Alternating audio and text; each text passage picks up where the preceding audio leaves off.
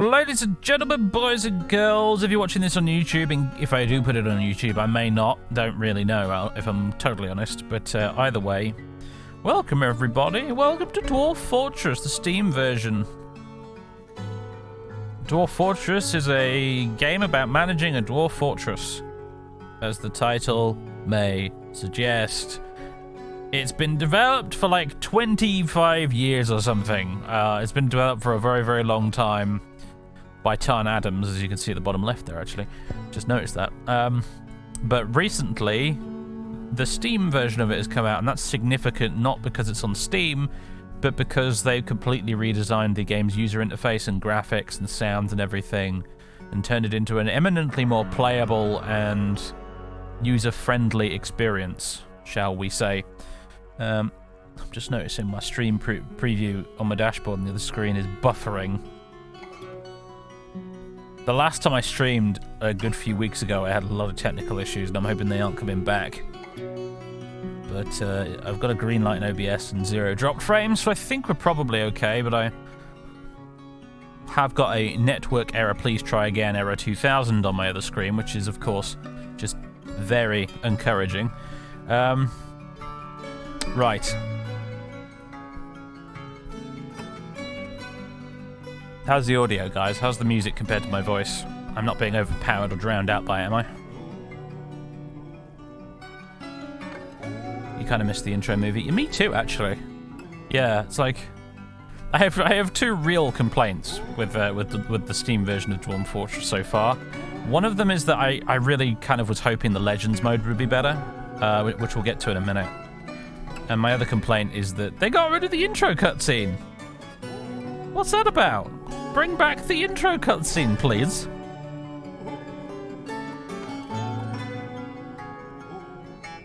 Anyway, yes. Been in development for about 20 years. Music might be ever so slightly loud. That's what I thought. Does the master volume actually work as a master volume? It does. Okay, that definitely sounds different. That's better. Been worked on for 20 years. It's been a free game for most of those 20 years. You buy the Steam version, but you can still get the free version. Obviously, the free version, though, still looks like an ASCII nightmare. I used to play it with the ASCII. You could get third-party tile sets and stuff for it to make it prettier, but I always used to play it with the ASCII for a long time. You sort of got used to it. It was a bit like the guy in The Matrix who stares at the screen. He's like, you just see lines of code, but I see people and things. It's sort of like that. But that's a thing of the past now. If you've bought the Steam version, you now have this nice, shiny, awesome new version, which we're going to play. In many ways, it's much, much, much improved. It incorporates a lot of features that previously were available only in third-party add-ons for the game, which is nice to see. Also seems to run a bit faster. It definitely generates the world faster than it used to, at least as far as I can remember. And also has easy access to mods now via the Steam Workshop, which is also very nice. I have got a few mods downloaded from the Steam Workshop, and I'll go through them when we go to world generation.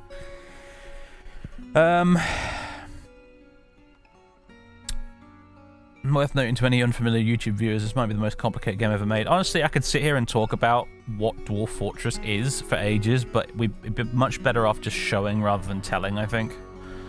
So, I'm stalling here for a moment while my cat decides exactly what he's going to do.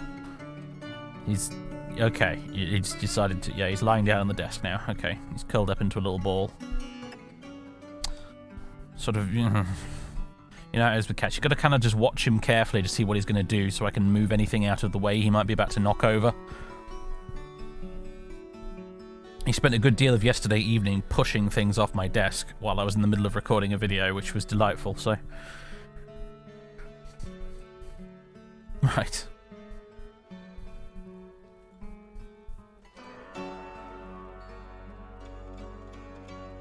Let's do this. Create new world. This is how you start. It has little tutorial pop-ups in the Steam version, which is nice. Prepare to guide your stout charges to fortune in a world fraught with many perils. Begin by creating your world and watching the region's history unfold. Blah, blah, blah, blah, so on and so forth. So we want to do A medium-sized map, 100 years of history. The longer you set it on here, the more rich and detailed the world's history will be, but the longer it'll take to generate. So we'll just go over 100 years. Medium number, actually low civilization number. Medium number of sites, medium number of beasts, medium natural savagery, mineral occurrence frequent. Mods. So I have a few mods. Audible alerts 1.1. Oh, okay, interesting. There's a 1. There's already a 1.1. Didn't notice that earlier. Audible alerts, we're going to turn that on. That basically will give us actual sounds when the alerts pop off on the side of the screen. By default, the alerts don't make any sounds, which means they're incredibly easy to miss when they happen. And sometimes that means you miss out on actual really important stuff like combat occurring and that kind of thing, which is not great. It's one of those weird things, like I kind of feel like it should have had alert noises in from the beginning. I feel like it's one of those things you shouldn't really need a mod for, but whatever. We have Clino Dev's Dry Mines, no aquifers mod. Aquifers, for the uninitiated, are basically pockets of underground water that in some ways are very useful because they're a sort of limitless source of underground water for the fortress. On the other hand, they're mega annoying because it makes digging anywhere a massive pain in the bum because you risk tunneling into water, and it's rather like in Minecraft when you tunnel into water, you know, it just goes everywhere, makes a mess, and unfortunately, unlike in Minecraft, it's not nearly so easy to clean up because you can't just quickly slap a block back in place to stop it leaking in. It could be absolutely catastrophic, but aside from being catastrophic, when it goes wrong, it's just mostly annoying, having to dig around it all the time. So for a while I thought I was going mad because when I was doing world generation I was trying to find an option in the advanced world gen options to turn off aquifers because I just sort of assumed for some reason that would be an option available in the base game, but it's not. You need a mod for that, so we'll add that. And there's also let dwarven women have beards. All dwarves should be bearded from infancy onwards. This adds beards to the women. The most important mod of all, guys, that one. Definitely. Right. Back to basic options. Create world. Hello, Spot. Thanks for the 16 months of subbage.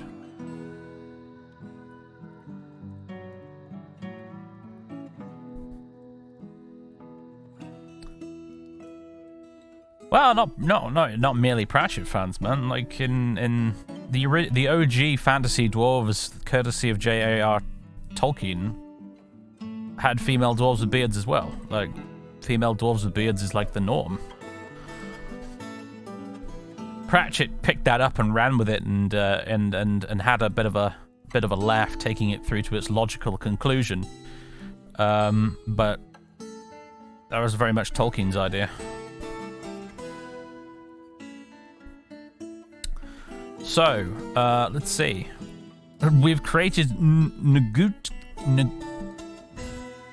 Nagutegkar, the Cyclopean Dimension. Age of Myth, year 100. Historical figures 3,810, and abridged chronicle. 1,789 events total. In the year 43, the strange vice of the speckled dungeons founded Tapered Hells. In the early autumn of the year 90, the dragon Naelas Hotgems the Parched was struck down by a human in snake's tails. Oh, interesting. The mighty dragon was struck down by a human hero at some point. That's fascinating. Alright, what else we got here on this map then? Is that like a volcano or something there? What is that? It's like, I wish you could zoom in on this map. You can't zoom in on this map and it drives me nuts. Because it means I have to put my nose right up to the monitor to see what stuff is. I think that's a volcano. I'm not really getting an indication when I mouse over it from the display on the right there, but... Oh wait, no, there it is, the volcano, the Furnace of Clutching. What else have we got? A town, crux boarded. And a minor river, the Poisoned Conqueror. Another hamlet, Spray Mutes. Interesting. Very interesting. Anything else of note? What's this over here? It's just some forest. Oh, it's an elven forest retreat. Okay, we got elves. Looks like there's some dwarf halls up here. Dwarven mountain halls. Dwarven Fortress. Wheeled Lance. Dwarves living up in the north here, apparently. That is a Dwarven Tower. With haunted surroundings. Interesting. Hill flags. In Ensalon, in the language of the dwarves. What's this over here? The routed glade, a stream. It's a sand desert. Interesting. I do like the, this is the first example of the new graphics, being here on the world map with all the little features and stuff. It's weird. It's a culture shock if you've played Old Dwarf Fortress, because Old Dwarf Fortress, it was all ASCII, and therefore all of these items here, like the volcano and the mountains and stuff, they're all very big, obvious, brightly coloured ASCII characters.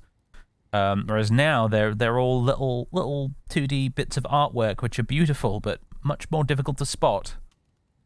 The Prairie of Myth and the Continent of Kingdoms, the tropical savanna, surroundings sinister, Cyst hates, a dark goblin fortress.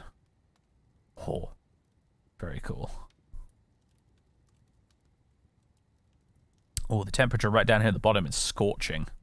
Never tried to build a fortress in a scorching temperature area before. That's that probably presents some unique challenges.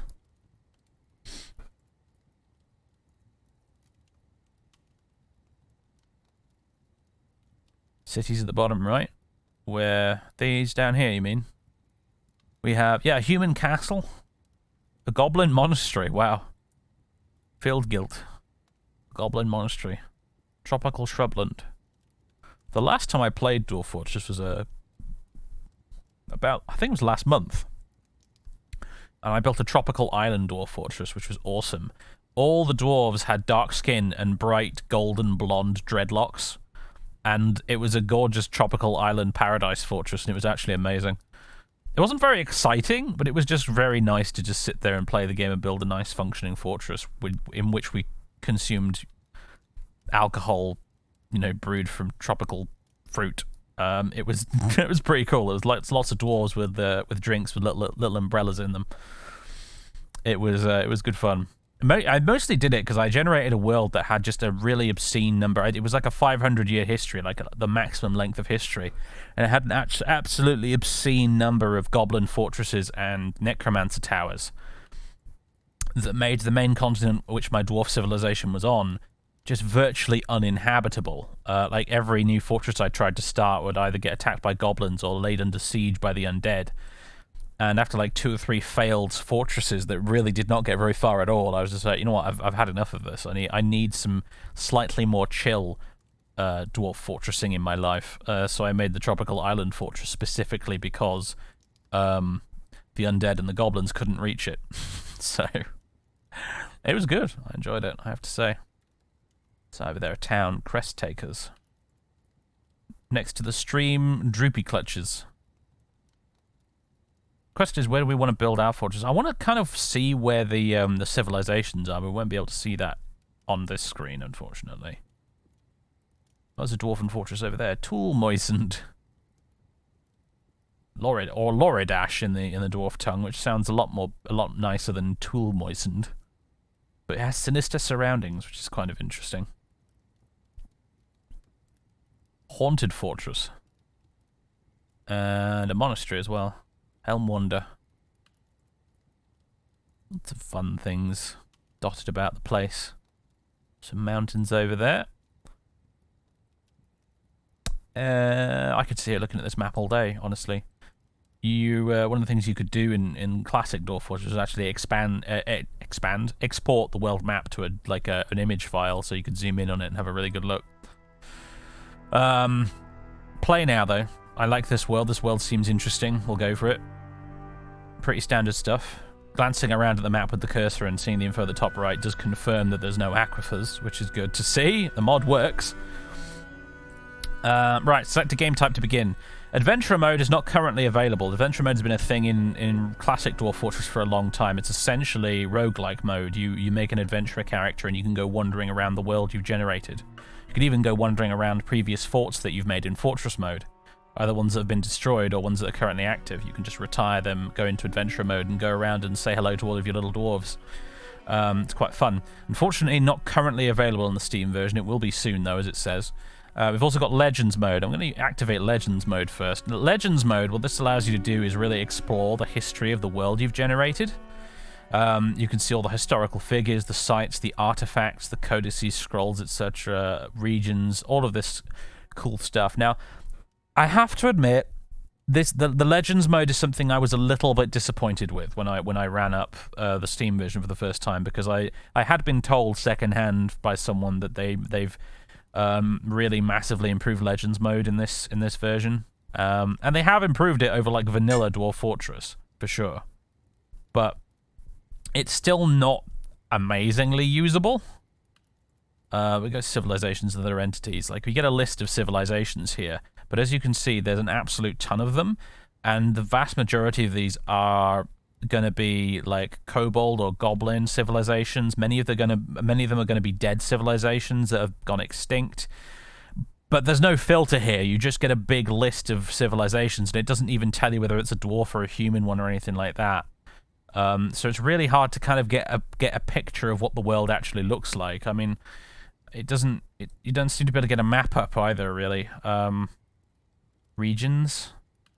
You can get a text log of everything that's happened in a certain region, but I was hoping for more with this. I'm going to be totally honest with you, because one of the things that's great about Dwarf Fortress, and one of the things that sets it apart from things like RimWorld, for example, which is a very similar kind of game, is the Legends element of it, the world gen. Now with classic Dwarf Fortress, you can get a third-party add-on called Legends Viewer, which is an awesome little program with like really powerful search tools in it. It has a big interactive map that you can put filters on, and you can see where all the civilizations are based. You can click on a fortress on the map, and it'll bring you up a page with a summary telling you who lives there, what faction they belong to, all the things that have happened in that fortress over the years. Loads and loads and loads of really awesome, very easy to access info. And one of my favorite things to do in Dwarf Fortress is actually just to generate a world, and then before I embark on my first fortress, I just go into Legends Viewer and I hunt around for cool stories. You know, things that have happened in the timeline, famous figures, things that I can draw on as inspiration for a story for a new fortress. And you just can't really do that with this Legends mode, unfortunately. I mean, you can, if you really want to sit here for hours combing through all this, trying to build up a picture and make sense of it. But, yeah, it's hard to do that. So hopefully someone will update Legends Viewer to work with the Steam version if they haven't already. But as it stands, ordinarily I'd probably sit here in Legends Viewer going through it for a while, looking for something interesting to spark my imagination. But as it is, I'm not going to bother. We'll just make a fortress and whatever. So we'll go fortress mode. It'll process a few weeks of the in-game timeline to get things ready. I'm going to skip the tutorial. I don't need no stinking tutorial, he said. Probably needing a tutorial. Okay. Okay, click the map to zoom in and choose your embark location to resend to blah, blah, blah, blah, blah. We can do choose origin civilization, which this at least will allow us to see where the dwarf civilizations are. There's only one dwarf civilization by the looks of things, the Prime Ore.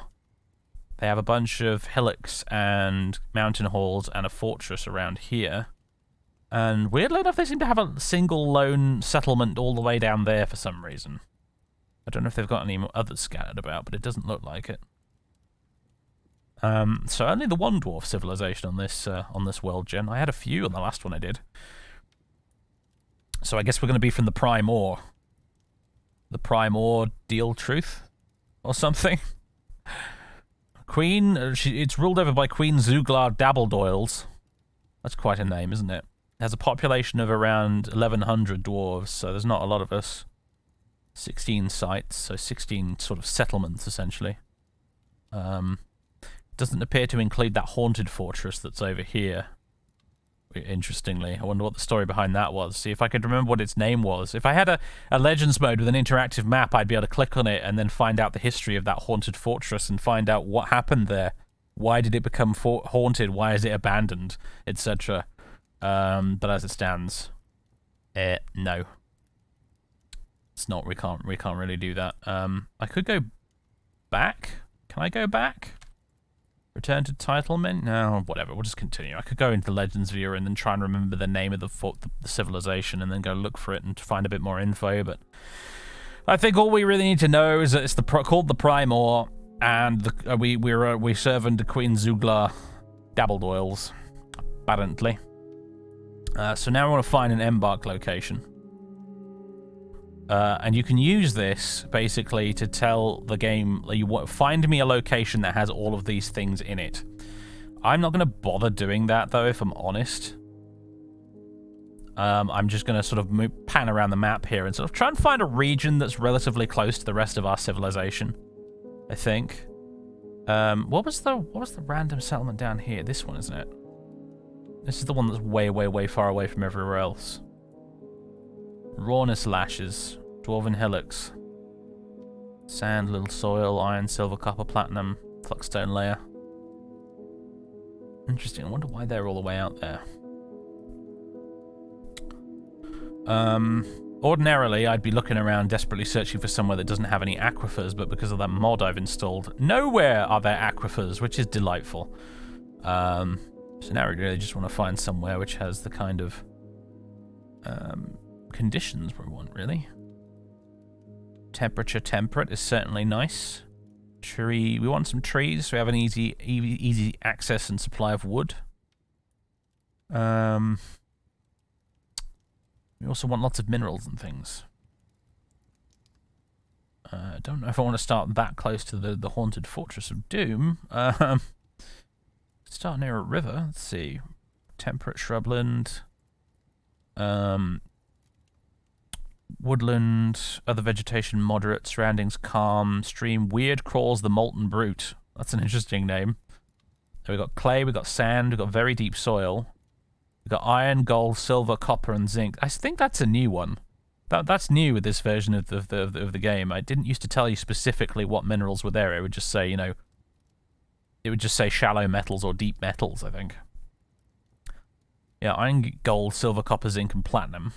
And a fluxstone layer. I think that's pretty much everything we need. Is there anything important missing there? I don't think so. Let's click here. We can zoom in, get a bit of a better view of things. Bit of a zoomed in. These red squares here are existing sort of like areas, like this one here, Rim Romance, there's a Dwarven Fortress. Relief Hames, Dwarven Hillocks, Dwarven Mountain Halls over there. Question is, where do we want to go? Like this here, at the crossing between these three rivers here might be a good place to be.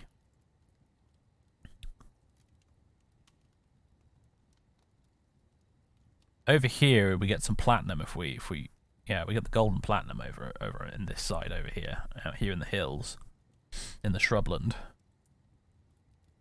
We'll start next to a stream if we can as well, because that means an easy access to water. Clay, sand, very deep soil, iron, gold, silver, copper, zinc, platinum, fluxstone layer. Right about there looks good to me. How do I...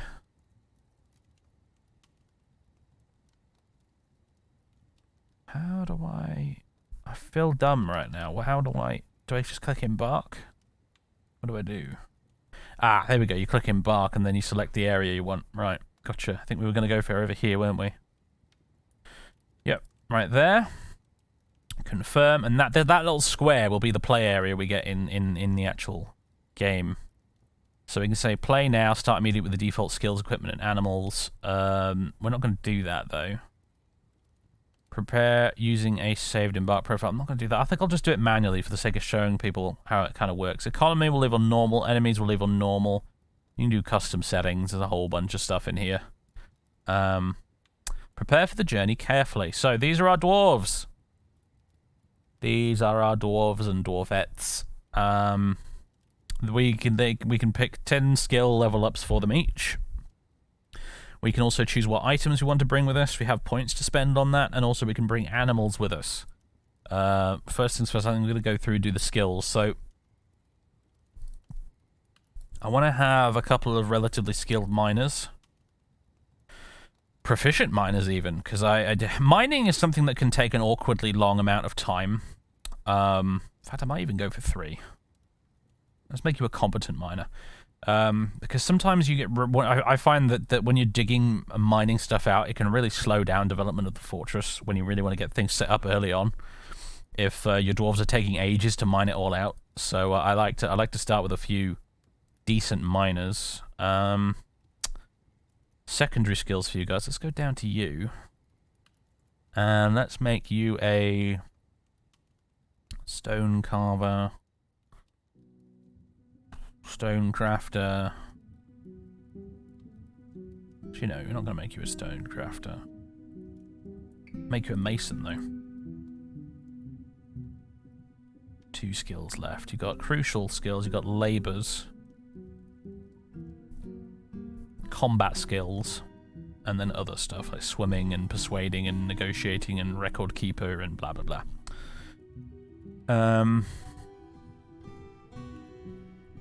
That's going to make you a proficient miner. There we go. You make you a mason, adequate engraver, novice stone cutter.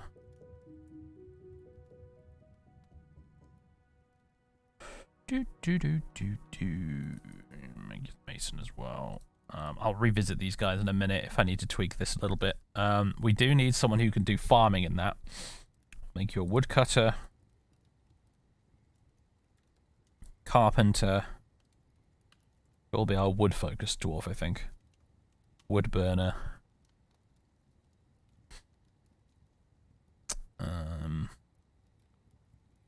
Woodcrafter.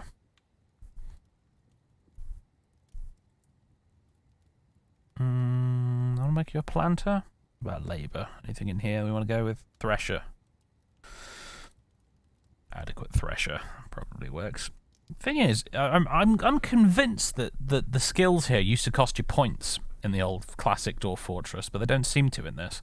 If I go to items here, I've still got 544 points to play with. So I think you can just get your 10 skill pick here, and then you're good to go. Right, this one.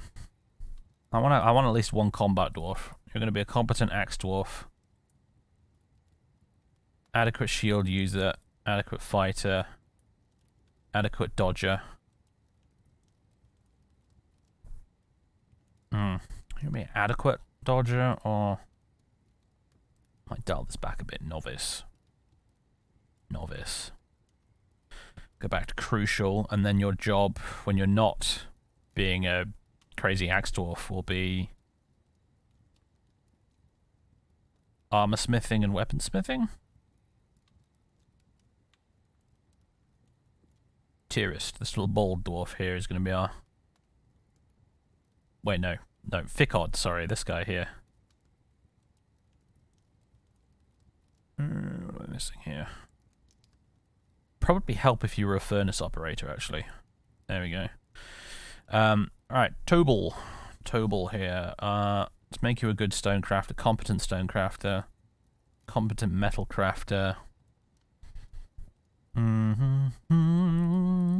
Gem cutter and gem setter. Anything else on here?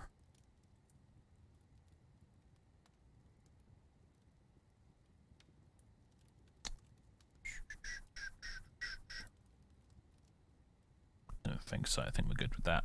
Then the last one, you're going to be quite important, actually. You're going to be a planter slash butcher slash fisher dwarf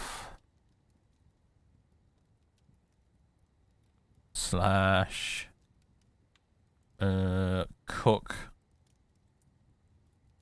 Is brewer on here? Brewer. I'm looking for brewer. There it is, brewer. Competent brewer.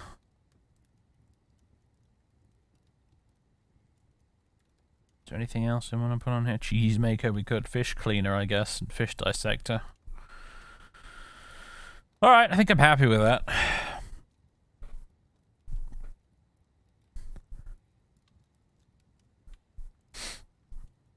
I split it so you don't have to skip out and skill dwarves anymore. Yeah, that seems to be the way they've done it. They've also made it so you don't have to assign a dwarf a skill just to have them do it by default. The way they've changed the way the labors system works in the game to make it sort of so you don't need to do nearly as much micromanaging as you used to, which is very, very nice. All right, as for items, first thing I want to get is weapons. I'd like to get just some crappy copper gear. A copper battle axe. Oh, I've already got 3 copper battle axes, apparently. 2 will do. Armor. You gotta go into here and your body wear, right? Copper breastplate. A copper helm. Copper gauntlets. Copper low boots. Copper chain leggings. That'll do. Just in case. Just in case somebody needs to suit up and go kill a couple of goblins or something. It's probably very unlikely, but you never know. I've had a fortress doomed in the past just because I was shut in very early and nobody knew how to fight, and nobody had any gear to do any fighting either. We should start with an anvil. Yeah, iron anvil. What else do we need? Honestly, more booze is always good. Dwarven wine. More booze is always good. Dwarves basically live on booze in this. Bit of dwarven rum. But dwarves basically live on booze in this game, in case you weren't aware. I don't think they actually need food to survive. They like having food. They definitely like having food, and they get a bit grumpy if they don't have any. But technically speaking, they only need booze, or at least just water or liquid to survive. Food is technically optional for dwarves in Dwarf Fortress. Implied Stoat, thank you very much for 36 months of subbage, much appreciated. They also get really, really, really mega cranky if they don't have booze as well. It's sort of very important that you have plenty of it. Let's see, plants, pump helmets. What do we have? We're bringing plump helmet spawn. I want more of that, to be honest with you. 20 plump helmet spawn will do.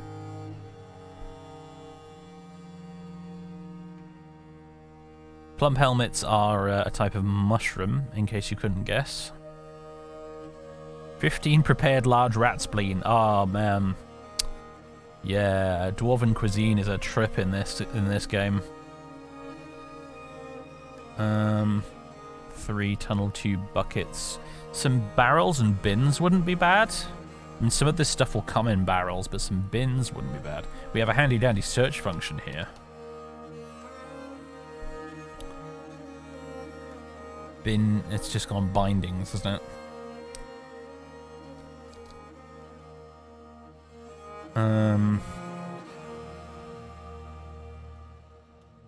Where would it be? Not under barrels. Cups, mugs. Actually, some cups would be nice. They're very easy to manufacture, but just in case things get a bit funky and delayed due to unforeseen events and environmental challenges, it wouldn't be a bad idea if we had some cups and mugs for people to drink from. There you go, 7 mugs for 7 dwarves. You always start with 7 dwarves, by the way. It's just a blessed number when it comes to dwarves, whether it's Snow White, Tolkien, or Dwarf Fortress. If there's dwarves, there always seems to be 7 of them.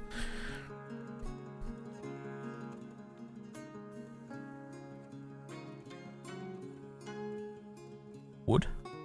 Oh no, that's like literal actual wood. We don't need that. We don't want crafts. They're useless to us except for selling, pretty much. Where would I find bins? Wooden bins.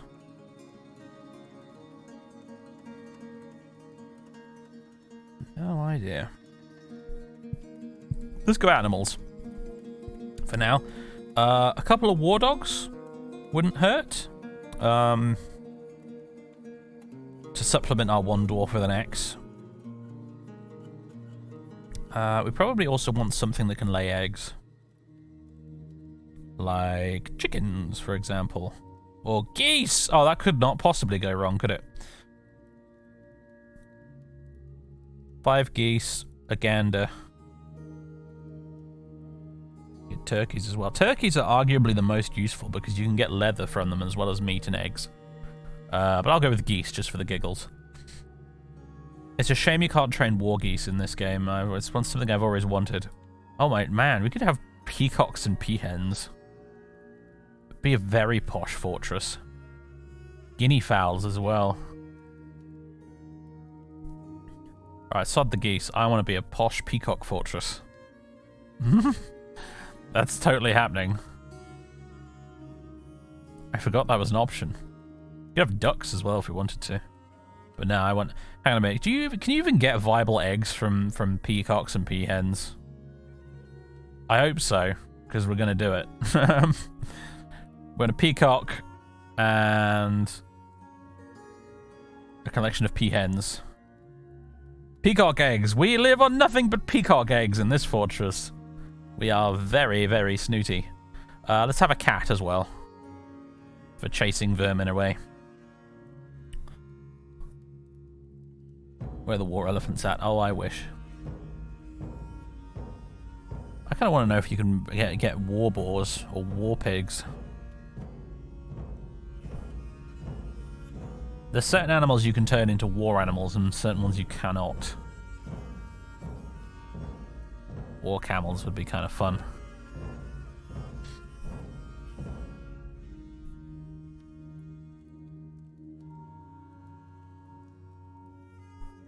Forgot to take poultry with you in your fort. Rip. I mean, you don't need it. You can certainly live without it, but, you know, it's just an additional fun extra thing to have.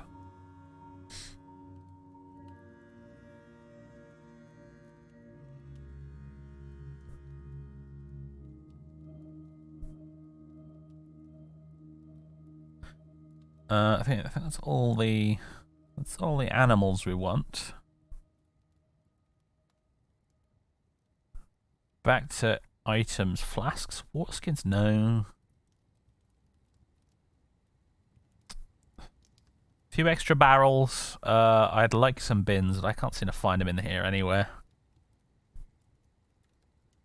Buckets. We've already got some buckets, haven't we? 3 tunnel tube buckets, yeah. Buckets is good. We also have ropes. Those are useful for making a well with.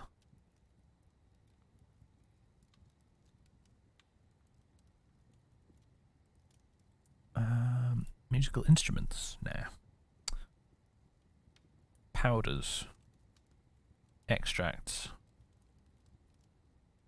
Oh, I forgot that milk's technically an extract. Like bumblebee venom. A nice cup of bumblebee venom to start the day. Meat. Prepared hoary marmot lung. Don't you just want some prepared hoary marmot lung for breakfast? To go with your cup of bumblebee venom. Garden vegetables. Stone. Cages? Do we have any cages by default? Because cages are useful. You make cage traps with them. Surprisingly enough. We don't have cages by default. Alright, let's get some cages then. Since they all seem to cost the same number of points, which is the best kind of cage? I assume lead cages, maybe? Lead, tin, zinc, nickel, copper.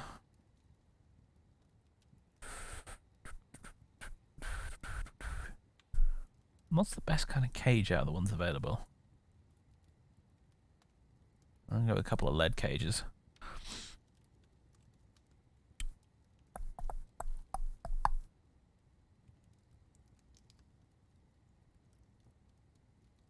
Quivers, backpacks, sand, glass. Miscellaneous? Lye, charcoal, potash, pearl ash, coke. You know what? Bit of charcoal would be helpful. Just to kickstart forging if it becomes necessary, without all that faffing around with wood burning and stuff.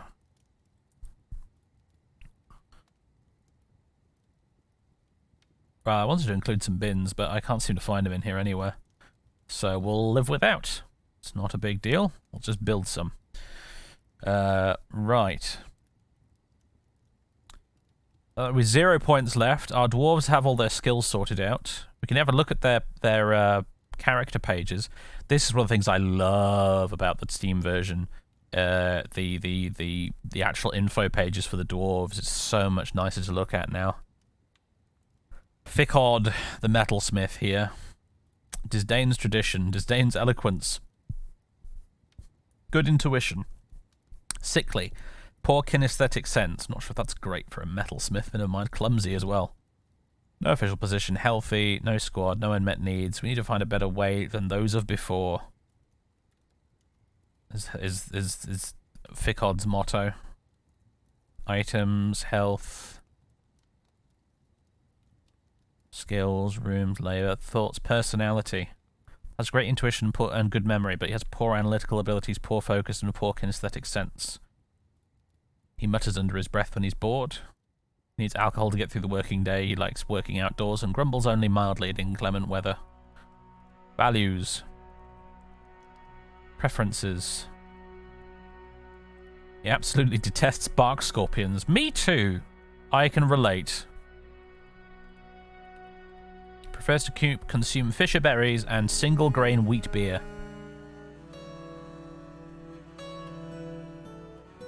Relations. His chosen deity is Ebb.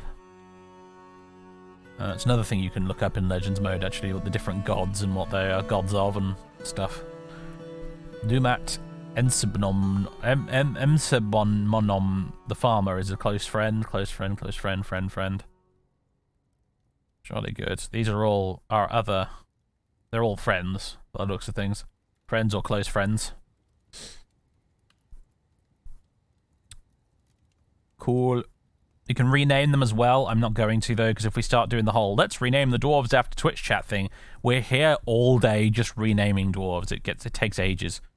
So we're not going to do that, I'm afraid. Okay, I think we're ready to go. I don't think there's anything... Oh, fortress name. What should we call our fortress? Random.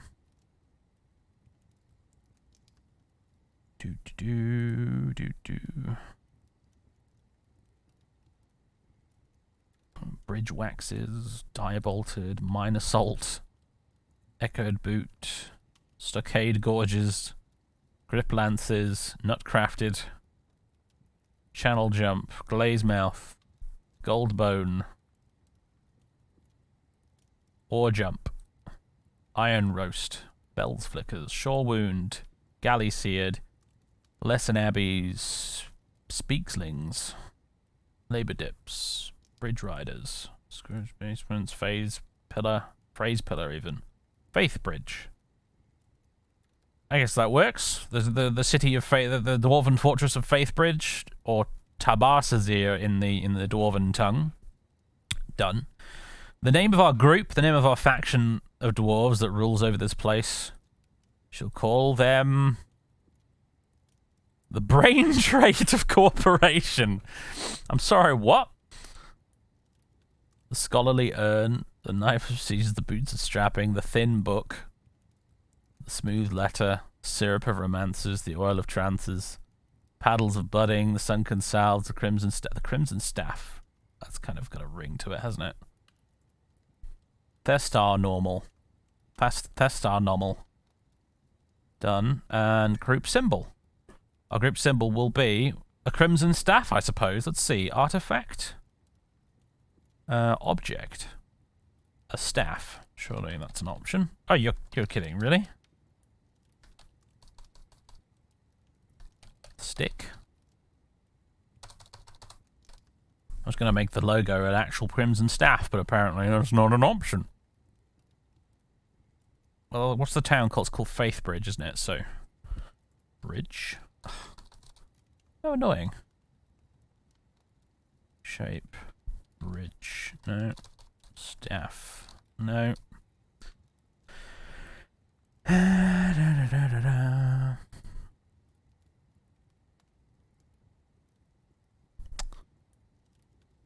scepter, maybe. Ah, that's a good shout. A scepter. Excellent. An image of a scepter. Action or relationship. The scepter is...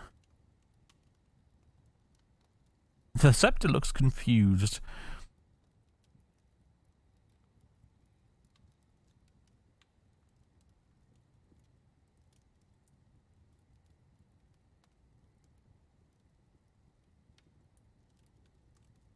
The scepter is... being shot.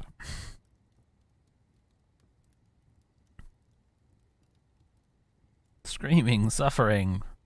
Is unnaturally contorted. Smeared out into a spiral.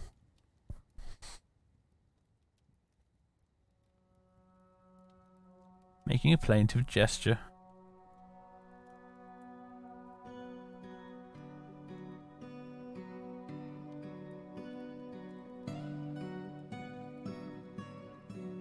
Image of a scepter.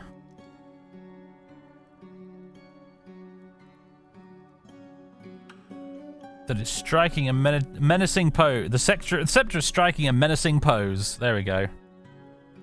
Somehow, even though it's just a scepter, we don't question it. Done. We're watching you, scum. Stalker of Labs, thank you very much for the tier 1 sub.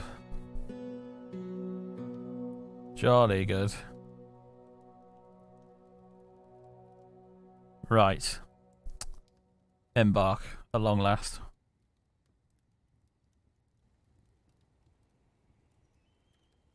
So I've set it to auto in the options to autosave as soon as we embark, because sometimes, you know, it's a good idea to do that after all the work you've put in with the embarkation screen. Dwarven Outpost, you have arrived. After a journey from the mountain homes into the forbidding wilderness beyond, your party of 7 is to make an outpost for the glory of all of Zayler-Mebzuth. There are almost no supplies left, but with stout labour comes sustenance, whether by bolt, plough, or hook. Provide for your dwarves. You are expecting a supply caravan just before winter entombs you, but it is spring now. Enough time to get delve secure lodgings ere the wolves get hungry. A new chapter of Dwarven history begins here at this place. Tabas Sazir, Faithbridge, strike the earth. Well, okay, so Dwarf Fortress is a game that is structured very much like Minecraft. It's all made out of blocks. If I scroll my mouse wheel up and down, we go up and down certain levels. There's a fish. There's a pike in the river. And a sturgeon. These are tree trunks. If you go up, you can see the branches. And so on. I can actually zoom the game itself out quite a bit by using control and mouse wheel. There's our war dogs. There's our cat. Cat's occupying the same space as one of the peahens right now, it looks like. What's that over there? Colony of honeybees. Celery leaves. Everything is so much easier to see what things are now with the Steam version. It's so beautiful. Even the slopes look good. This is one of the things I was so excited about. When I first saw screenshots and footage of this, I was like, oh my god, they finally found a way to depict slopes in the game in a way that actually makes sense to the human eye, instead of a series of coloured triangles like it used to be. Genuinely, like, number one most anticipated feature for me was OMG slopes. Not kidding. But anyway, this is our sort of area. I can scroll up a bit, and you can see that up the top of the slopes, and it keeps going up and up and up into this hill. And we're gonna, it looks like we're gonna kind of build off, well, dig into the hill at the bottom, right down here near the base of it, next to the river. That's kind of where we're gonna start, I think. So first things first, I'm gonna actually set some trees to be chopped down. So within this area here, we're gonna chop down all the trees there, and our dwarf, who's assigned as a woodcutter, will do that. And what I'm also going to do is I'm going to go mine here. And I'm going to do this first. I'm going to get rid of the slope on the side here and just have it be a sheer sort of cliff face type thing, and then we'll dig into this cliff face. I just like doing that because it's neater, honestly. And once we've cut down these trees and got the wood, I'm also going to build a bridge over the river because we're called Faith Bridge, so I figure like probably ought to have a bridge then, right? Makes sense.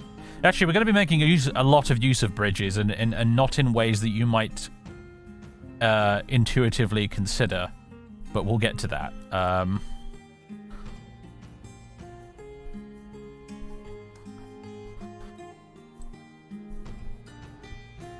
Anything else we need to do for now? I don't think so. String bean plants. Lots of plants and vegetables out here that we can harvest if we're in an emergency, which is good.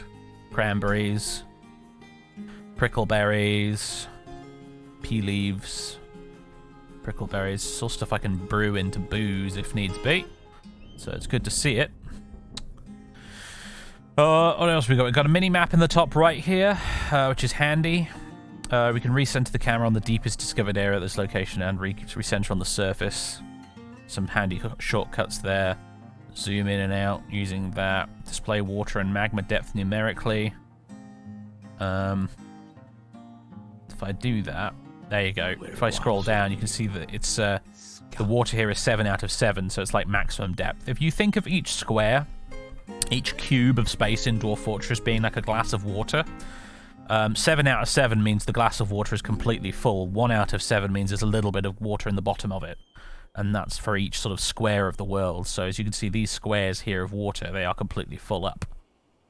If cubes, really, not squares, but you know what I mean. Hopefully that helps make sense of that. Some of the musical tracks in this go hard. They really do. I am such a huge fan of the new soundtrack for the Steam version. It's amazing. Stabilizer Motion, thank you very much for 17 months of subbage. Welcome back. Here's our wagon, by the way, with all of our stuff on it. We'll be dismantling the wagon as soon as possible and getting all of this inside the fortress, but we need to do a serious amount of digging and mining and stuff for that to happen. Right, I think I can just unpause now and let it go. Other important things up here. You know, our dwarves' happiness. This is very easy to see now, which is nice. It wasn't in the vanilla game. Keeping track of your dwarves' happiness was something you practically had to install a third-party application for. We've also got our stocks. We can see everything that's in the fortress, or we will be able to once we have a broker. All of this other stuff. As it stands, until we get like a broker who can keep track of everything properly, we just have sort of estimates. Like we estimated to have 50 food, 100 drink, 50 seeds, etc. We have the date and the year up there. Yeah, that's about all there is. There's some other things down here, like the burrows thing, which I'm not going to mess around with for quite a while. I have caps lock on. That's why I opened that. I was trying to open this. What's this called? The citizen information menu, which tells us what all our guys are, what all their names are, what they're doing currently, and allows us to manage what they're doing as well. Our miners, I'm going to click this button on to make it so that they just do their jobs and nothing else. They'll just be mining and not mucking around doing anything else. In fact, maybe just these two for now. The third one can kind of multitask a bit if we like. But the first two miners, I want them mining and not doing anything else, because mining is important and we've got a lot of mining to do to get this place set up, but I'd like to get it done quickly. So let's unpause, watch all our little people and animals run around. They're all, there we go, we've dug out the slope there. Now I'm going to go here and we're going to mine. There's advanced options for this. You used to have to install DF hack to get all of these cool options in the classic game, but they're included by default in the Steam version, which is lovely. So let's see, we want a kind of a 3x3 here, really. Might make it a 4x4 actually, just because, not a 3x3, but a 4 width corridor here, just because it's more symmetrical. We know that's important, right? So make it like so, going like that. And then a 3x3 going this way.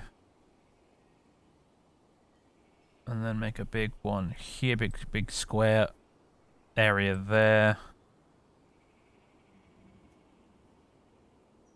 It's slightly bigger, there we go. And then have a 3 width one going off that way. And 3 width one going this way to like there. I'm going to have a well in that room, I think, eventually. And that will do for now. I'm just going to unpause and let them do the digging and the tree chopping.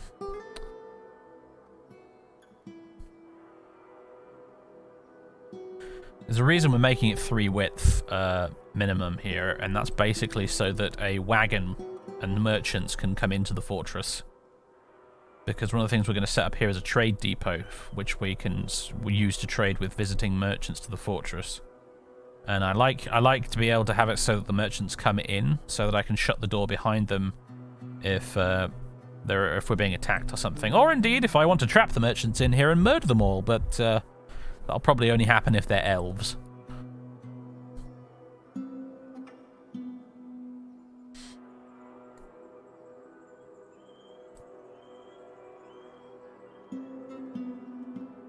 Excellent. That's all done nice and quick. So we've got lots of wood down here from the chopped down trees. And as I said, I'm going to make some bridges. Let's go to place. Constructions. Bridge. Use closest material. Have the bridge retract this way. And I'm trying to find a bit here where it'll... that'll kind of work here. Oh yeah, keep building after placement. How do you... I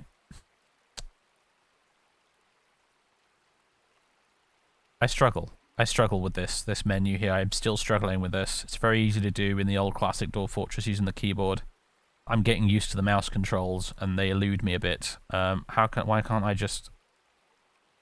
Do I need to click this? There we go, and then click it like that. Is that how you do that? Hopefully it is. Anyway, we're going to build a bridge there. Out of wood.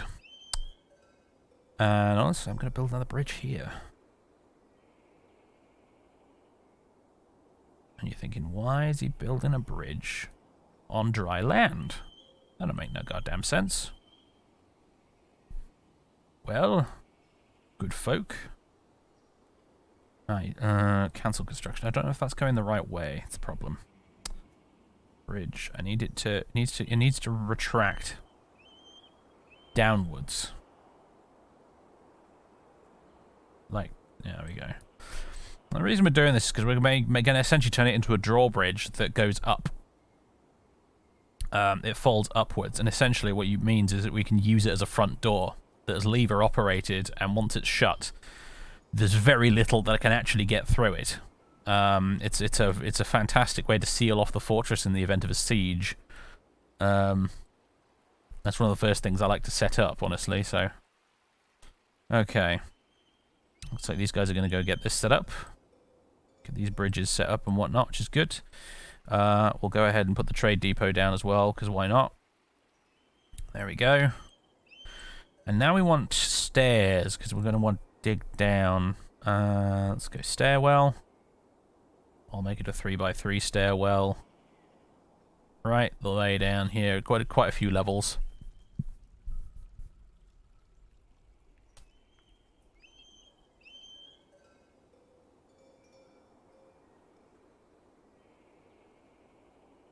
And they'll be busy digging down like this. Down through the little... What's this? We've got sandy clay loam. Clay loam. Rough-hewn limonite. Right, we're starting to get down towards the actual stone. Clay stone. Yeah, here we go. That's where I want to be. Struck limonite and kaolinite.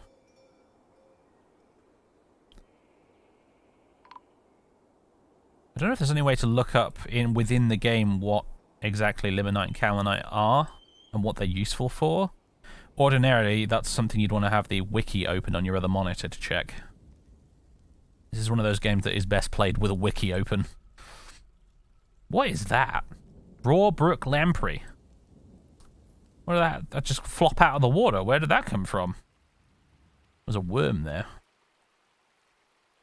A raw shad. A fish just flopping out of the water. Or do we have a fisher dwarf that's fishing?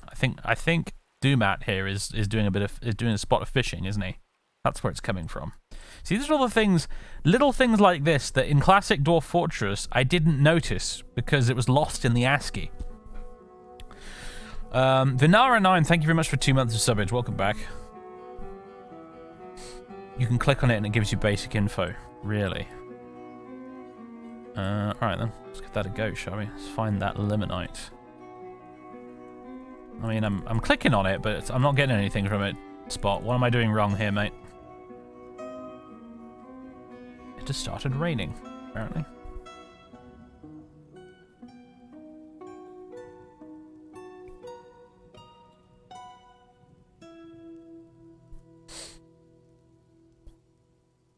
You have to click on the actual rock after it's been mined. Oh, I see. There we go. Ore of iron, making furniture, building. Ah, that's very useful. That saves a trip to the wiki. Set the camera to follow this item. We're just going to follow the stone block. Okay, that's cool. That's claystone. Where's the kaolinite? There it is. Oh, hello. Uses clay hive, clay stuff. Lots of clay things. Momi sound chest. I assume that's some kind of musical instrument. The musical instruments are procedurally generated, by the way. The musical instruments in your little procedurally generated world are always different, and they are procedurally generated. They have different names and stuff in every playthrough, which is kind of fun. Make Nolpu body. Yeah, like a Nolpu is probably part of an instrument. No, the Nolpu is an instrument. The body is part of it. Drone pipes, blah blah blah. Good to know. I can make a bunch of musical instruments out of this stuff. Yeah, that's really helpful. That is. Was that a feature in classic Dwarf Fortress, and I just never knew where to look for it? It might have been. Right, got a birchen bridge here. That will be pretty useless to us until I can hook it up to a lever and some mechanisms. But we've also got the Persimmon wood bridge over here, which is nice. That one I don't think I'll have retract. It's just there because we're called Faith Bridge, and therefore I felt like we needed a bridge. So.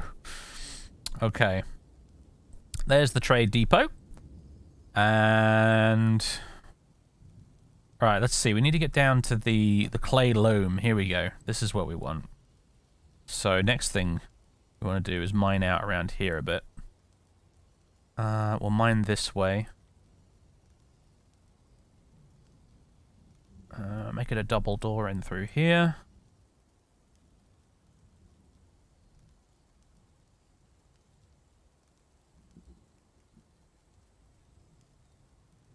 That'll do. This is going to be our farming level, basically. That's what I'm digging out here. So I'll just watch the dwarves do that.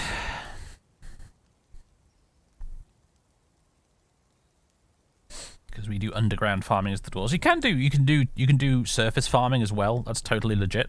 The obvious advantage of underground farming, though, is that, you know, it's in the fortress. So if you're under siege, you know, the goblins aren't going to chase you away from your farms and starve you out.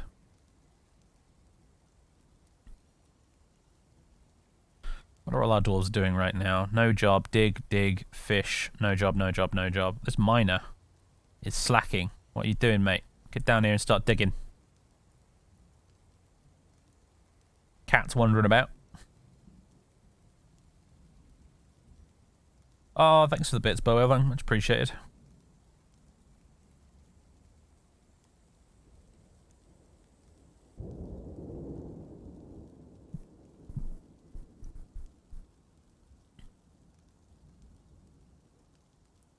Yeah, actually, since you mentioned eggs, we'll need to dig out a room for the peacocks as well. Actually, let's go up. Doesn't need to be a big one. That'll probably do.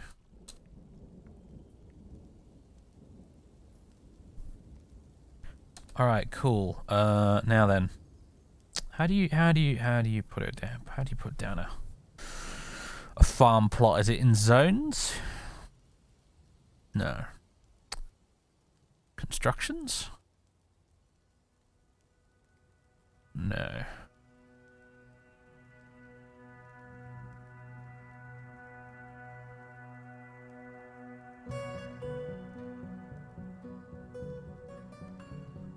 Is it in workshops, farming? Farm plot. Ah, it's in here. Okay. So we'll put a farm plot there. That's honestly big enough. That's more than enough size. We'll put a farm plot there. Workshops, farming. We want a still. I'll put that in there. That'll probably do for now. The main thing we're going to be farming for is mushrooms, plump helmet mushrooms, which will turn into dwarven wine, beer. I'm not sure. I can't remember which particular dwarven beverage plump helmets get turned into.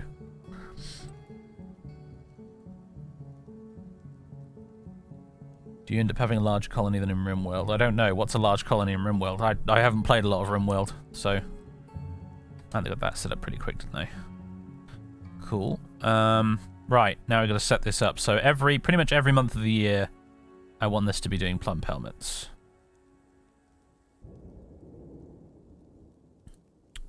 Plump helmets, there we go. We can fertilize as well, but I'm not going to worry about fertilizing settings just yet because we don't have any potash just yet. That'll come later. Okay, they're still set up. That's good. Is there anything else I want here? I probably want a food stockpile. Let's see. Stockpiles. Let's create a new stockpile. We'll put it here. Accept, and this will be the food stockpile. Food. There we go. That'll do for now. The dwarves should start moving all the food off the wagon and now into that food stockpile as well. Hopefully. Yeah, it kind of looks like they're starting to transport stuff.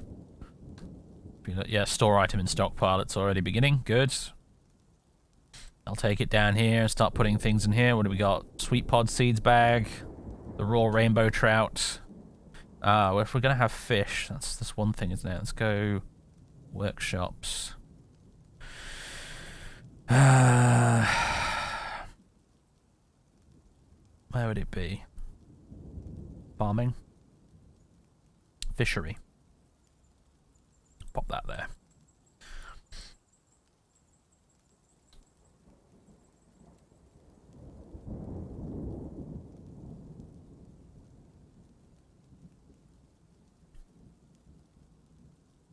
About 250, 300 dwarves till the FPS death catches up to you after a few years. Yeah, I think the largest fault I've managed to have was about 200 dwarves. You love the look of the workshops. Yeah, I do actually. They look really, really cool, don't they? Lovely bit of pixel art. These guys are farming. That's good to see. I'm still waiting for someone to come along and build that. In the meantime, limonite walls, claystone walls. So this is fine. We can dig on this level. This is good. So let's dig this out. Right, here we're gonna do some heavy duty mining. So 3 width corridor going this way, and some big old rooms. It would take the doors a little while to get this dug out. Just gonna sort of dig out a couple of little extra bits of corridor there to remind me that those are there and not to block it off with something else. Build a smaller room onto that one. They're not quite symmetrical, are they? That is a little bit annoying. You're gonna have to get used to that. If you suffer from OCD, you're not gonna like my fortresses because they're full of this crap. You aren't going to enjoy my fortresses in the slightest. This is going to be the workshop level, essentially. Workshops and stockpiles on this level. That will probably do to dig out for now.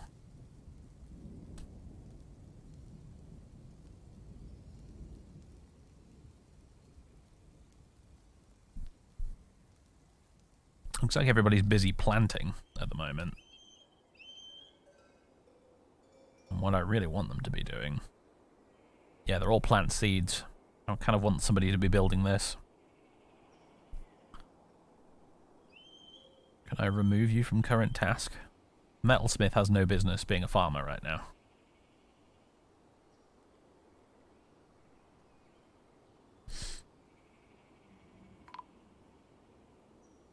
What have we got? There's nothing to catch in the northern swamps. Okay, we've run out of fish to catch for now.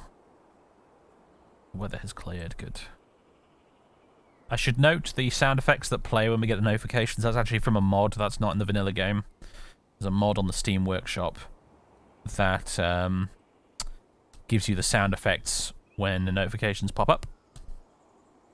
Sort of weird that it's not there in the vanilla game, but there it is. Also, we can open the world map screen from here as well, in case you were curious. This is a thing. This screen becomes relevant when you want to start doing diplomacy and trade and expeditions and things, which is not going to be relevant for us for quite some time, if ever. But we can see a sort of map of the world and elements of the world we know about. For example, the Monastery of Helmwander, with no civilized population. So there's an abandoned monastery next to the old dwarven fortress. Silent government, the Messianic orb, civilization, the blizzards of channeling. I imagine that's probably like a goblin place. That's been it was a dwarf fortress, but it's been overthrown. Because I remember looking at this on the world map earlier, and it was the surroundings are haunted or whatnot. The dwarven tower up there as well.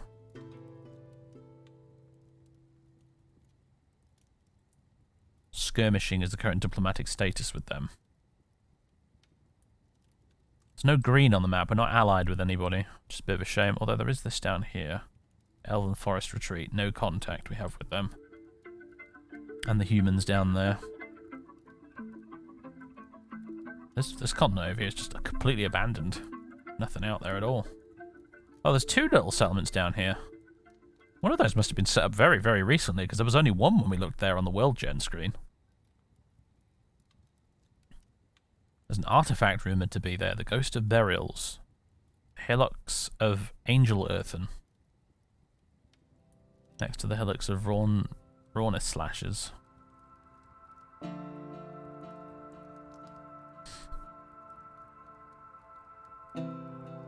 Interesting. Anyway, let's get out of that screen. We got things to do.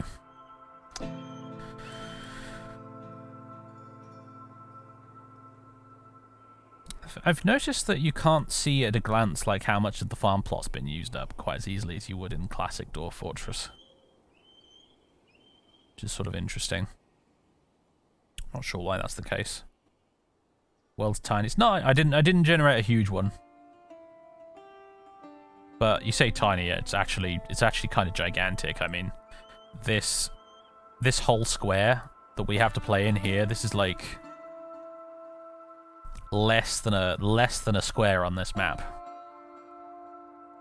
As you can't zoom in on the world map like you can when you're on the embark screen, unfortunately.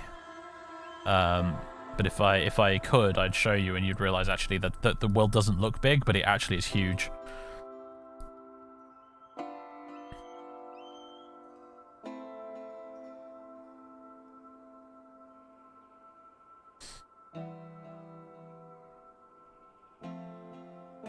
Alright, is someone finally going to build the fishery? Looks like they are. Lovely. Prepare raw fish seems to be set there automatically. That's good. Alright, don't need to mess with that then. Our fisherman, Fisher Dwarf, who's also a metalsmith apparently. Actually, no, that's a different person entirely, isn't it? We have an actual Fisher Dwarf, don't we? So I think it's Tobal, if I recall. No, you're the Tobal is the stonecrafter, metalcrafter, gem setter, etc. And also the expedition leader, as it turns out. Who was the fisherman?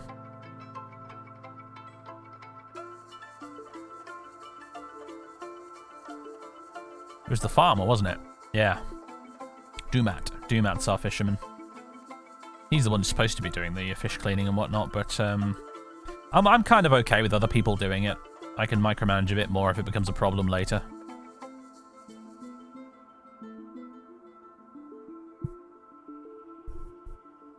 How's it going down here with the mining? Looks like it's going okay.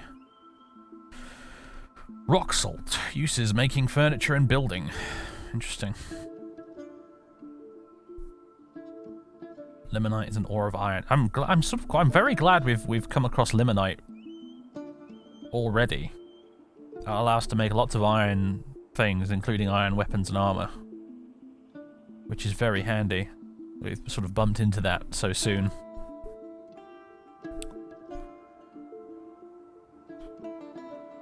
The metalsmith who likes fishing as a hobby is more like fish dissecting at the moment, but yeah. The way it used to be in classic Dwarf Fortress was that dwarves would, unless you specifically told them otherwise, they would only do jobs that they had actual skill at. If they had no skill in a job, they just wouldn't do it. And that made the game a bit of a micromanaging nightmare at times, actually, to be honest. They've changed it in the Steam version so that by default, all dwarves will do all jobs if those jobs need doing. And you can specify otherwise if you want to. But by default, everyone will do everything. And that's helpful, honestly. Especially early on. Iron's pretty soft, though. Steel or bronze. I mean, I think iron's fine. I've had buckets of success with iron armor and weapons in the past. So, I mean, steel is obviously better, but I'm honestly okay with iron. Iron's good. It's good enough for the Romans. It's good enough for my dwarves, frankly.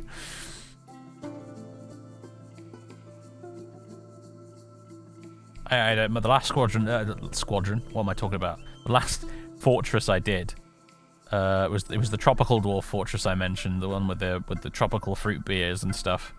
I had a crack squad of military dwarves in that one, including a legendary axe dwarf or two. And they were all equipped with iron gear, and they just they were a force of nature, those guys. Anytime a huge beast or something wandered into the fortress, they just took it to pieces in minutes. It was amazing.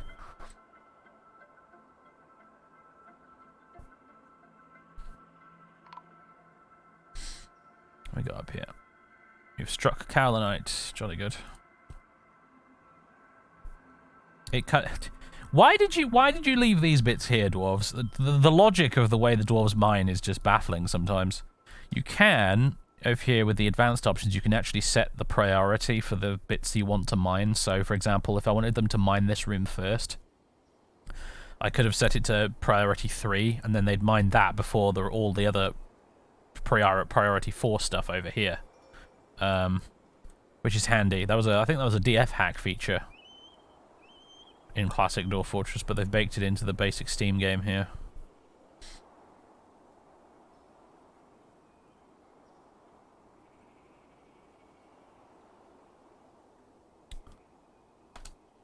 Let's see. Start setting up some stockpiles over here.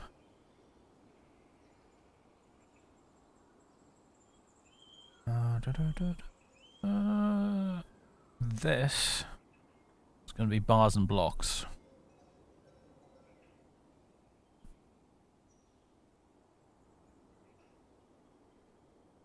This. Oh, got rid of it. I'm still getting used to the mouse controls.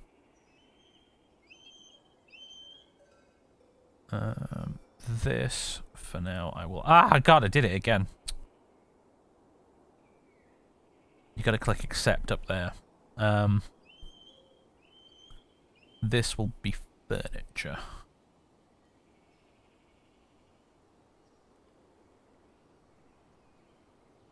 Oh, you see there? This is why I need them to mine that block out so I can put something down there. It's just annoying. What are you out doing, you silly dwarves? What are you doing? One of my miners is sleeping. The other one's got no job. Very happy, but not doing anything. Get down here and be productive, damn you. There he is.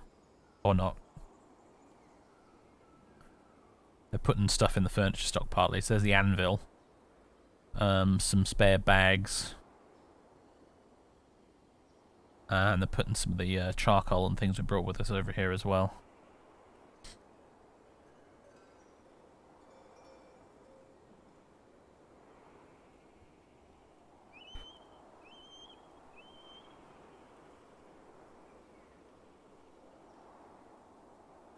Oh yes, it's much easier. Yes, you make a good point actually. It's much easier to resize the stockpiles now.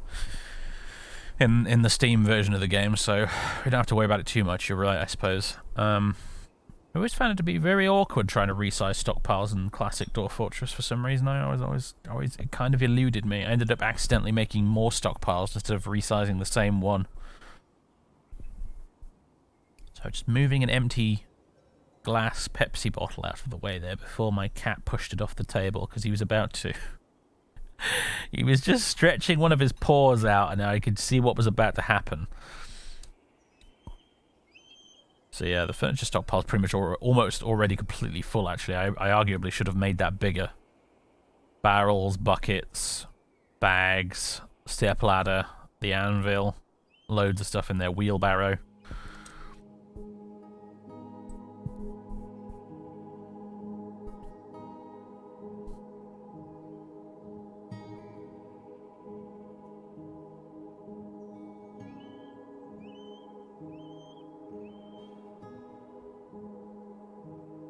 Let's see. Just gonna mine out a bit more here.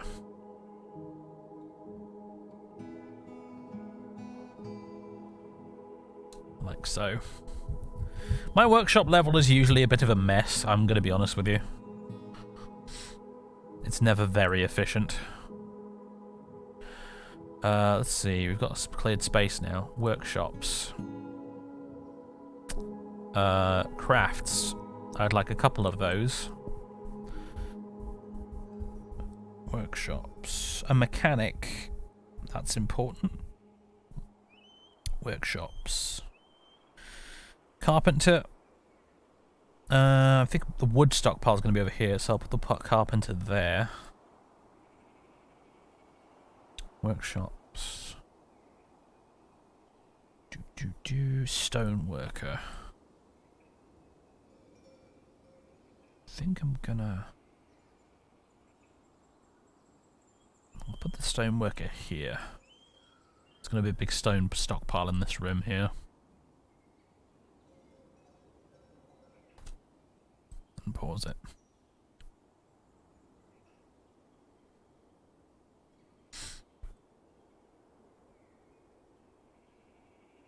They're jumping straight to this.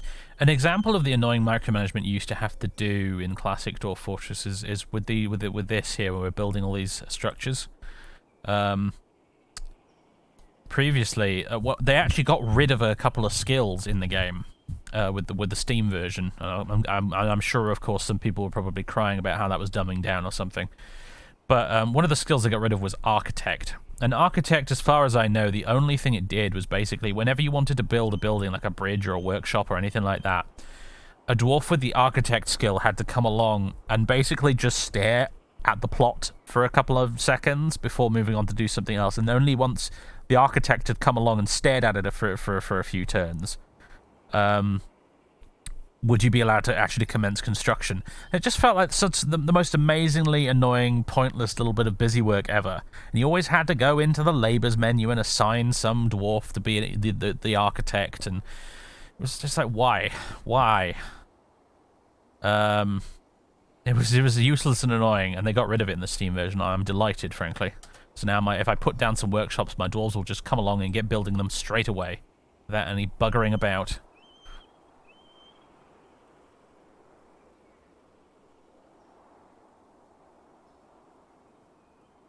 I mean, I get it from like a realism perspective. You've got to have a guy come along and like design the bridge you're gonna build. It makes sense, but gameplay-wise, it was just annoying.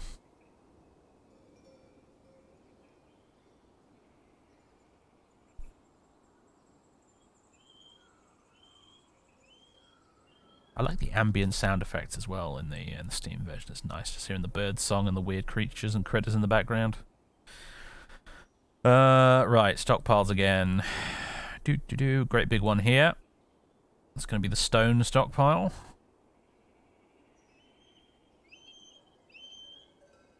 Another big one here. Oh, did it again. Gotta click accept first. There we go. That's going to be the wood stockpile.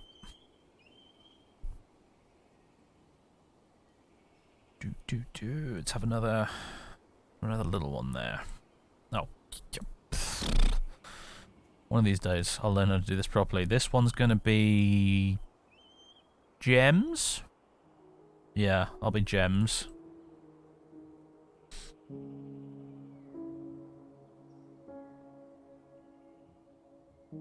This one will be...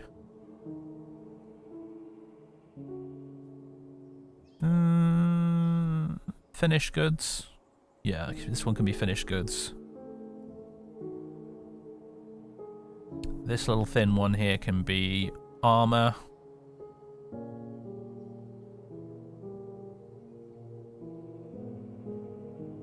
This little thin one here can be weapon. Ah! Except weapons. I'm gonna go up to the top now. Oh boy. This is not where I wanted to be. There we go. I'm gonna click on the wagon and slate it for removal, and that should force them to bring everything inside, hopefully. Instead of just taking things to the wagon. We've also got the buffalo bull that brought the wagon here for us. Not really sure what to do with him, honestly. We could get the peacocks downstairs though. That would be a good idea. So let's go zones. Pen/pasture. There we go. Accept. Select animals to go in the pasture, and it'll be all of you.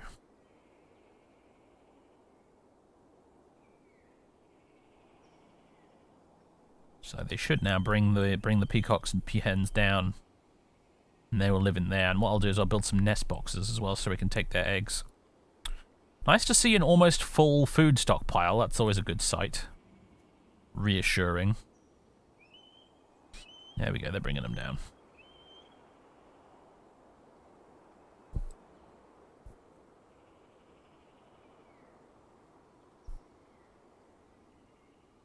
People are writing friggin' essays in the chat right now. I'm sorry, I don't have time to read that, folks. I apologize.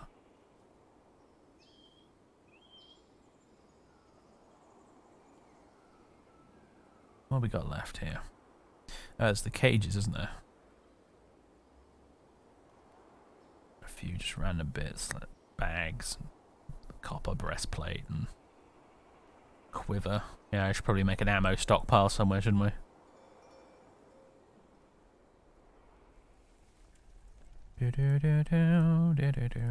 Do. Accept ammo.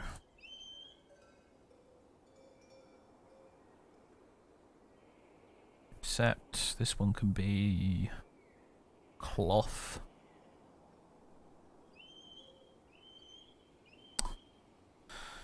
This one can be leather.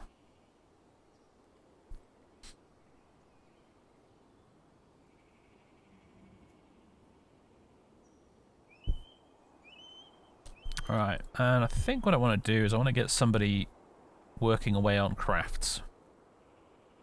Make rock crafts. Repeat endlessly. Someone jump to that, please. And can I... tasks. Labor.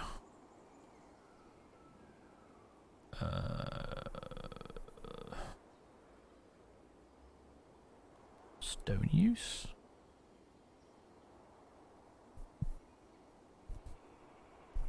I kind of want to make sure that only my stone crafter is doing the stone crafting, if you see what I mean.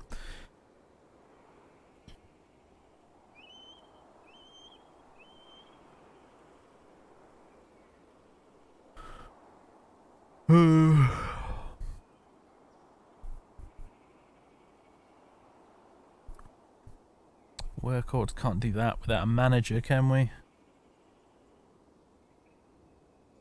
Oh, whatever, I'll figure it out at some point.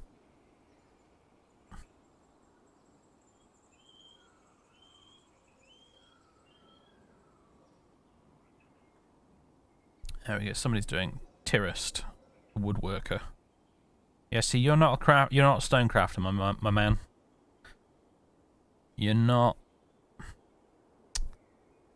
Ugh.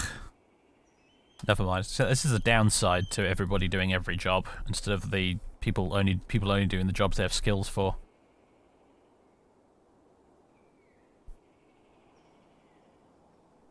This worker is not specialized and will do any free tasks that become available. Which one was the stone crafter? Was it you? No, you're the stone cutter. It's mine at number 3, wasn't it? Yeah, stone carver.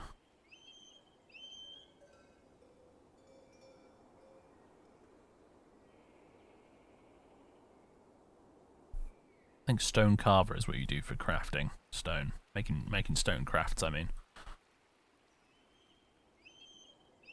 Oh, wait, no, competent stone crafter. There we go. It's our expedition leader. He's the one that should be doing it.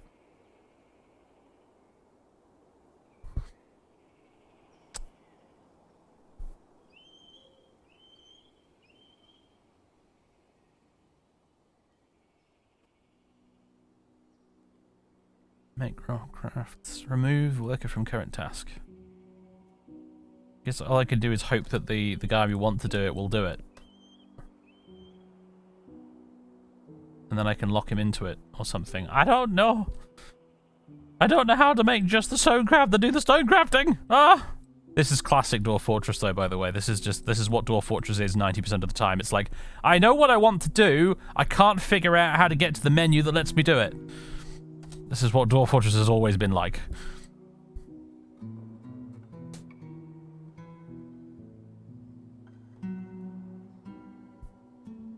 Who's doing it? Who's at it now? Oh, the expedition leader. Perfect. That's who I want doing it. There we go. How do I make it so only you do it? Tasks. Make rock crafts.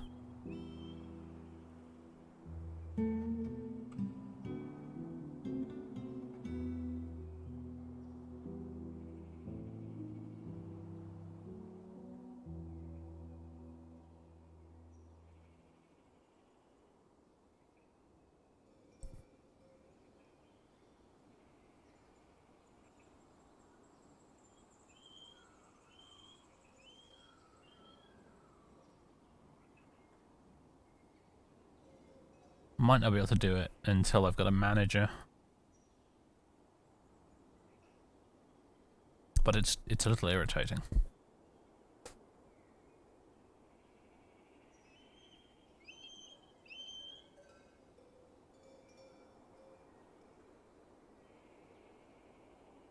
Well, Tobal is stone crafting at the moment, that's what mostly matters. Where's the finished goods stockpile? Where did I end up putting that? Ah, it's here. Or is it? Yeah, finished goods stockpile. At the moment it's got all the mugs and stuff in it. Tell you what I do need. Carpenter's workshop. Add new task. Wooden bins. Just make loads of wooden bins to store things in. I also want somebody to make rock mechanisms. 4 should do, I think. Maybe more, actually. I'm gonna make it 5. Stoneworkers. Anything want to make? Doors. Make me some rock doors. In fact, you know what? Make it unlimited rock doors.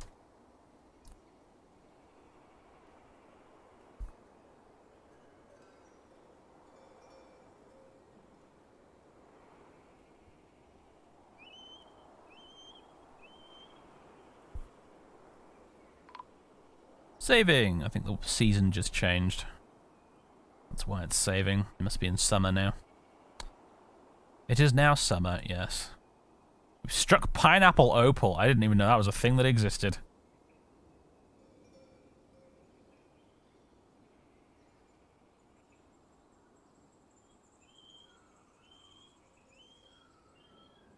There it is, rough-hewn pineapple opal cluster. That's pretty cool.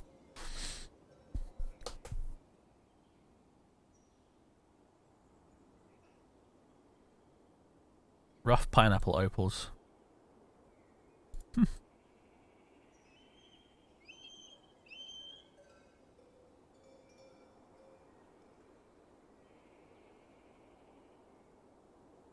There is one thing we can do that might be a good idea. Place a stockpile. Like these. Accept. And this will be stone.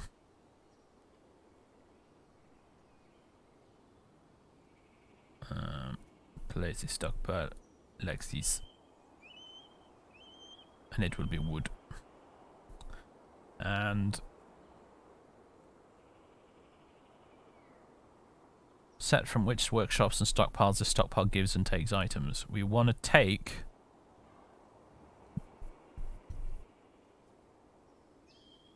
from this one. So they'll take wood from this stockpile and put it into this one that's right next to the workshop. Just to sort of cut down on the amount of time that it takes for people to move, for them to go and pick up the stuff they need. Basically, it's a slight little bit of additional efficiency, I guess. How are you doing? You still making your rock mechanisms? Good. I really should have given a dwarf the mechanic skill, actually. I totally forgot to do that. Never mind. I guess this guy, Tirist here, will just sort of, our woodworker will just kind of try and figure it out as best he can. Or she can, I'm not sure. She's female, yeah. Tirist. Disdains tranquility. Values power. Disdains family. Zany. Overconfident. Interesting. Very interesting. Okay. Well, while that's all going on, let's go down a level. Because we're going to make a residential level now.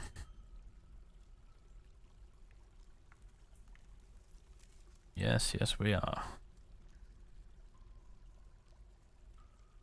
Gonna make a big, grand sort of hall here.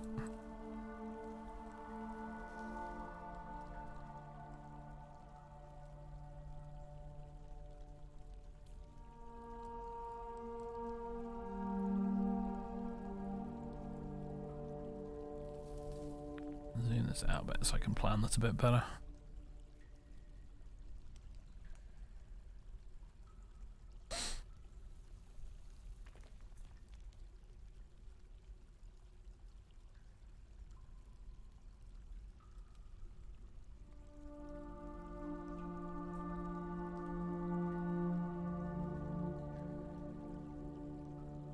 I don't think that's entirely symmetrical, but it might be. I can't really tell. I don't really care though.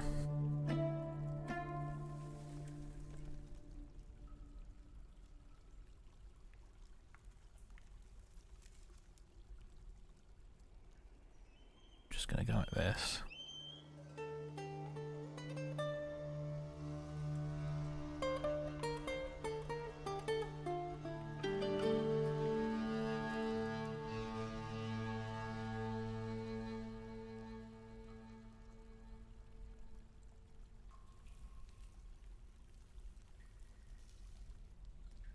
Just to make little pillars, because I think that looks nice and aesthetical. That's a word. Multi-level. Ah, no, I can't be asked with multi-level shenanigans, I'm afraid. Just use your imagination. Pretend it's multi-level.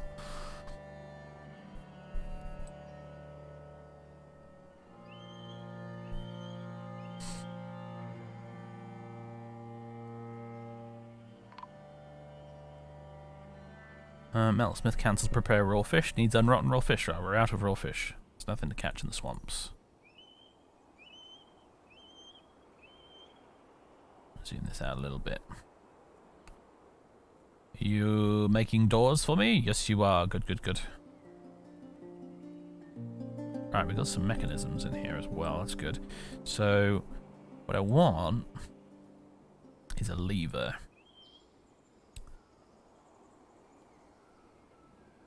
So we go here, we go machines, lever. We put the lever somewhere next to the stairs for easy access, so there. Will do. It is the emergency lever. It's very important.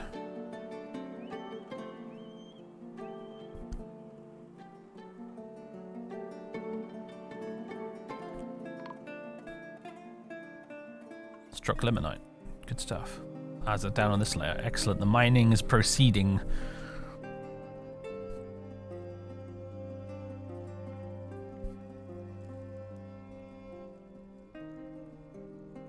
grandest was 7 levels deep. Dug from the top to avoid falls. Well, yeah, that would be the way to do it. I did do a multi-level throne room once, and it was such a huge pain in the arse I decided never to ever do it again.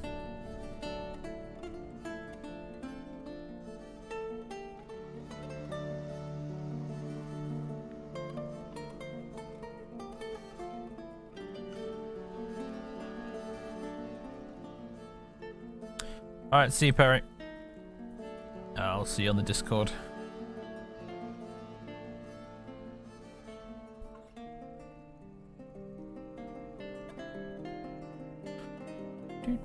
Does anyone know how to set up the view hotkeys in the Steam version?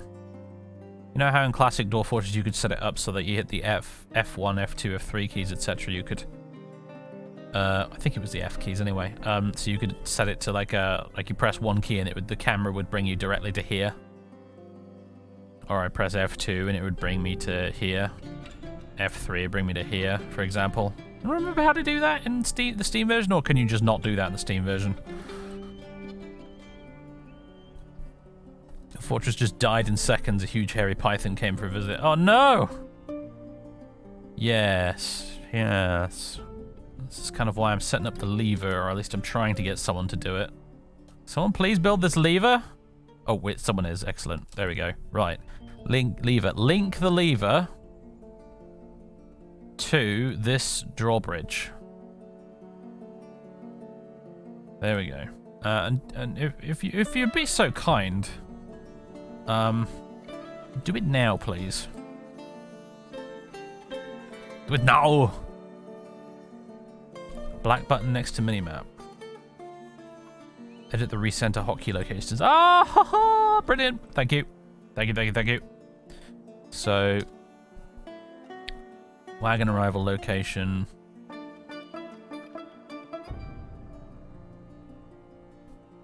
Set this entry to recenter on the current view.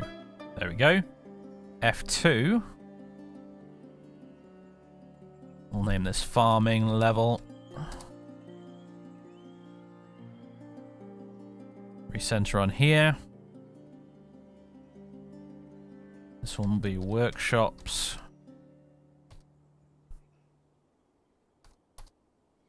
Center on here. Residential. Center on here. Brilliant. Thank you very much.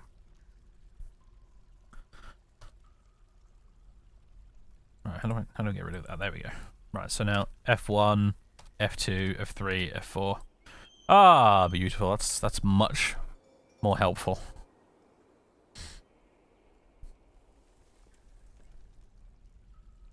Well, the mining is proceeding. It's a little slower than I'd like, but it'll have to do.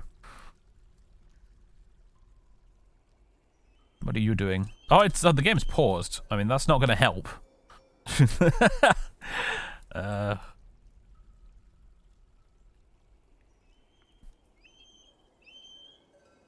Making wooden bins. I think you have to go to the craft dwarf's workshop to make oh, bloody hell. That's not what I wanted. Now where am I?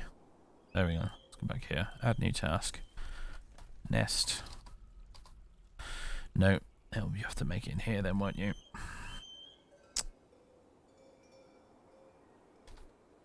Okay. How the hell do I make a nest box?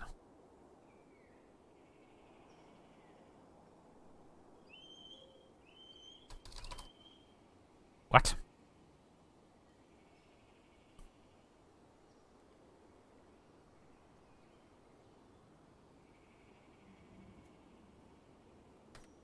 Wait, there it was. I saw it.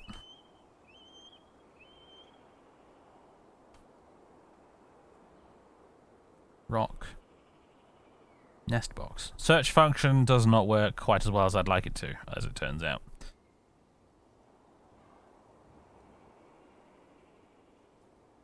Kind of annoying, I have to click through this as well.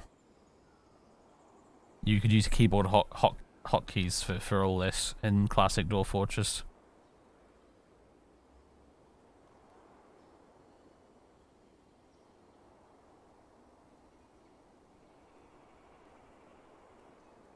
There we go, making some nest boxes. for upstairs.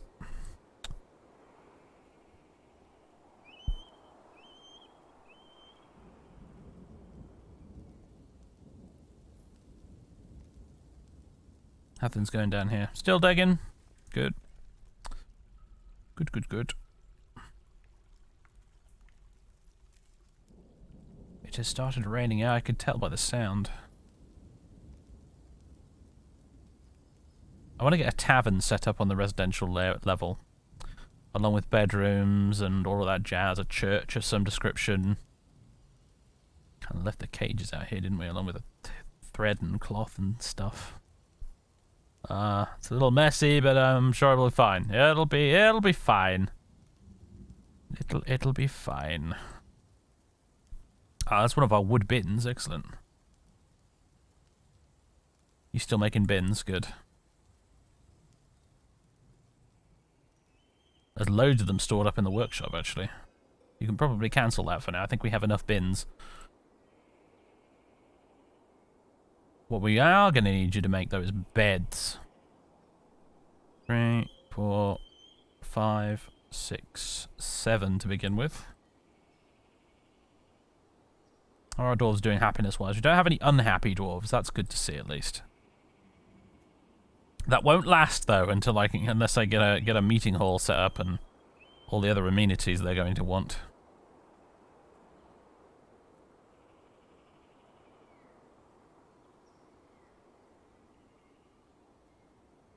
You're still building doors, good. An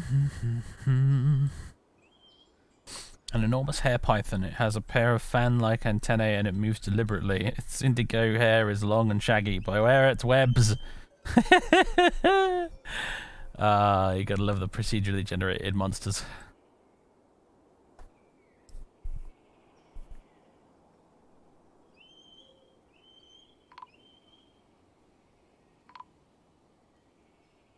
Here, you've struck Kalanite. Weather is cleared.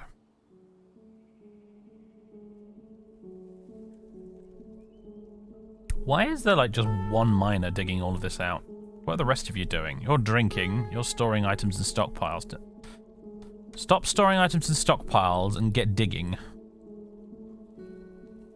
You are a dwarf, are you not? Thank you.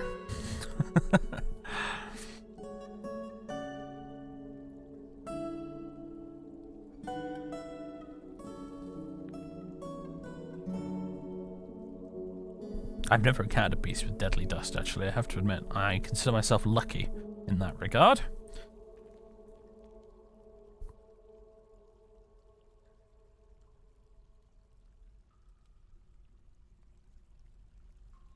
This layer is going to become very crowded later on, because we're going to be building bedrooms and apartments and a throne room at some point, multiple temples, guild halls, it's all going to be here. I'm going to try and make this big yet huge area here a meeting hall, actually. Meeting area.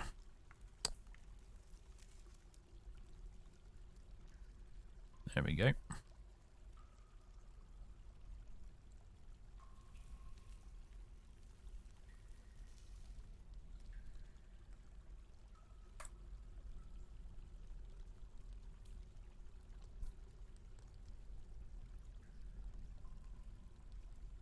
I think what I might do as well is go up here, create a zone, pen/pasture,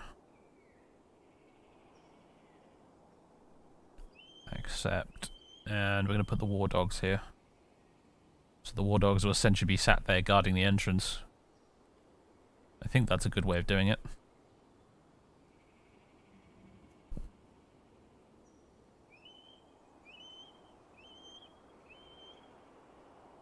Lizard remains. Yeah, the vermin have been getting into the stockpiles.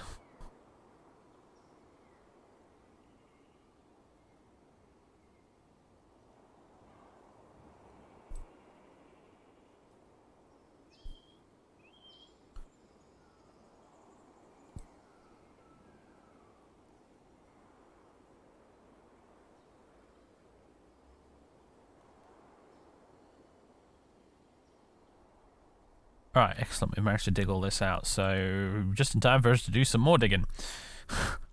Hurrah! Right, we're going to dig out some bedrooms.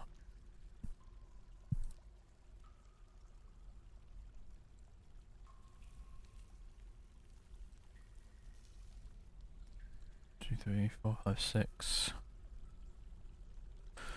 7 for now, because we've only got 7 dwarves. We haven't had any more migrants just yet. What else? We want a tavern. Build a tavern over here, I guess.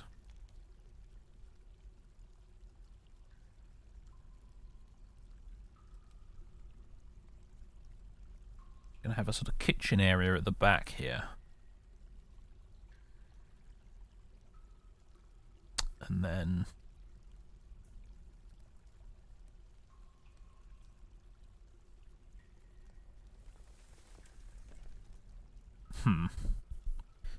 need to put somewhere for rooms. Maybe I shouldn't worry about that for now. Hello, Colin's just jumped on the back of my chair again. Hello, puss. What are you doing, eh?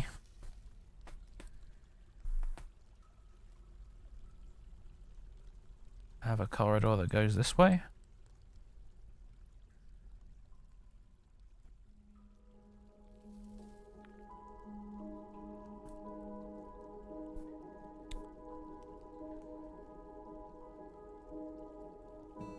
Already, I'm starting to turn this into a spaghetti maze of tunnels. Couple of rooms on there, that'll probably do for now. Although, I'd like to make these higher priority.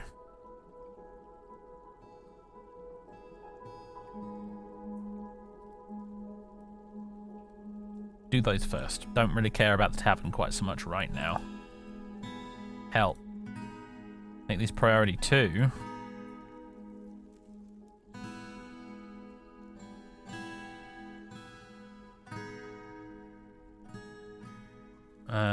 And then make the main room of the tavern priority 3. There we go. And you can worry about the rest later, in fact. Make that priority 3 as well. Cool. I should now dig that in a sensible order.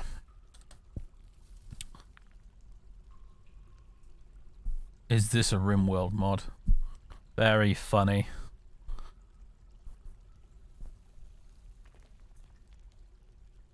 The corner might breach into the hall. Don't say things like that. But you're probably right, though.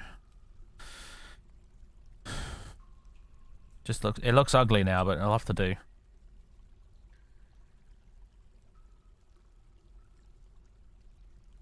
Everyone at home is sitting there thinking, I could have laid that out much better. You're right, you could have. But this is my fortress, and it's going to be a mess. And I don't care.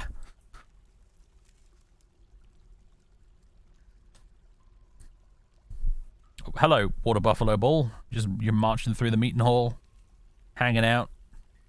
The Doges are here. Interesting that the Doges are here, and then no, he's leading them upstairs now to the place. Oh, that is the sound of some migrants arriving. Hurrah! Let's have a look, shall we? Hello there! Datan Lorbum-Tilesh, a dwarven child with a full beard, naturally. Zephon Zulbanduthunur, another dwarven child. Is it just children? It's all children all the way down. Another child. Doran. Oh, finally, an adult. There we go. Zulban, a carpenter. She has 2 lovers and 3 children. 75 years old. Legendary carpenter. Ooh. Disdains nature. So she's decided to turn nature into furniture, I guess. High kinesthetic sense. Disdains cooperation. Trusting, patient, and creative. We have a legendary woodcrafter. Oh, maybe we should take advantage of that and start making woodcrafts.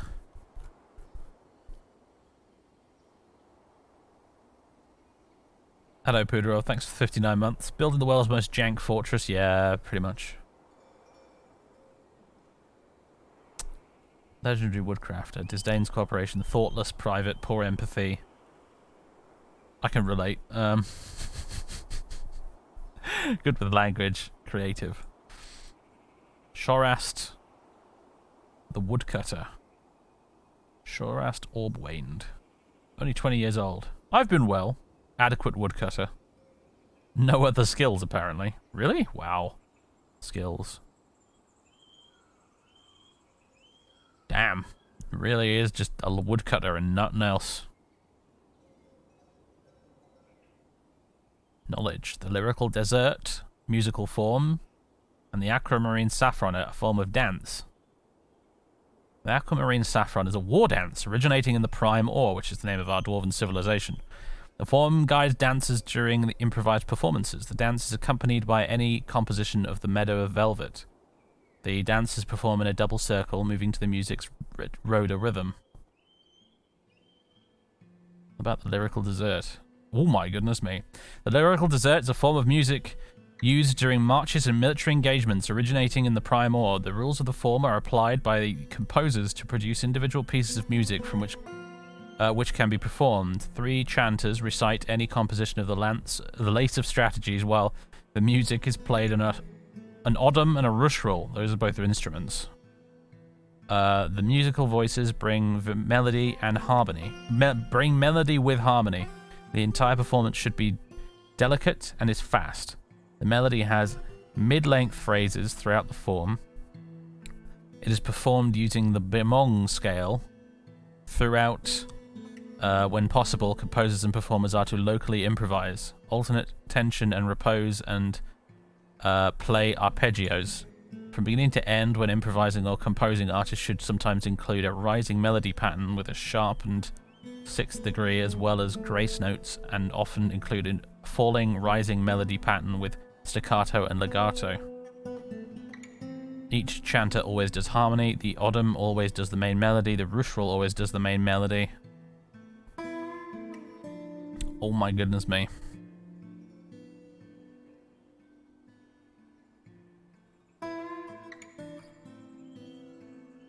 I'm pretty sure I've seen videos on YouTube of people actually performing the randomly generated music in Dwarf Fortress.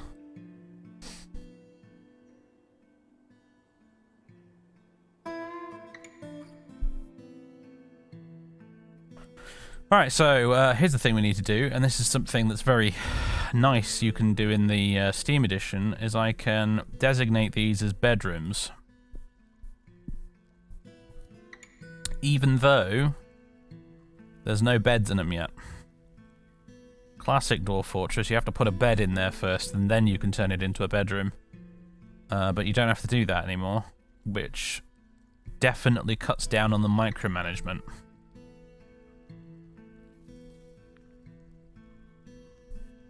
However, on that note, beds.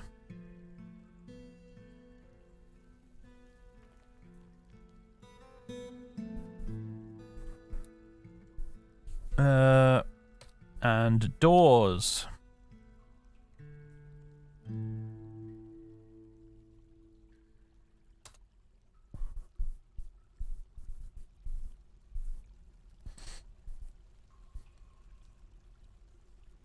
Yeah, you can click multi, but as far as I can tell, multi just it essentially just makes you place the rooms the way it worked in classic mode. In classic Dwarf Fortress. Which would not be very helpful because I don't have any beds in there right now.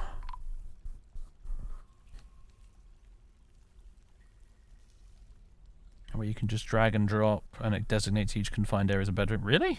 That's not how it worked when I checked it out last time. I'll have a look at it next time I build some more bedrooms, I guess. Although we're going to need to, I suppose, because we did just have some migrants arrive. One of them's a farmer. Good with language, good memory, tough, curious, quick to give up, weak. Weak. Competent brewer, adequate planter, adequate fisher dwarf, novice fish dissector, novice fish cleaner, novice butcher. Well, it's nice to have a competent brewer on board, I suppose. In fact, we should have been brewing a while ago. Brew drink from plant on repeat, please. You just got yourself a job, sir. What else we got? The woodcrafter. Is that it? Or have some of them been mixed in up here? I think they have. Can I sort this by date they arrived? That would be really helpful.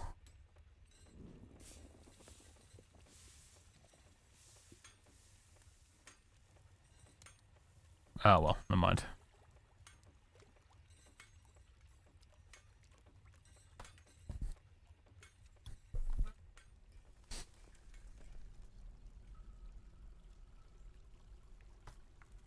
Right, they're mining out all of the stuff for the tavern, which is good. Let's get some doors on there. Let's build workshops. Would be under farming, probably. Kitchen.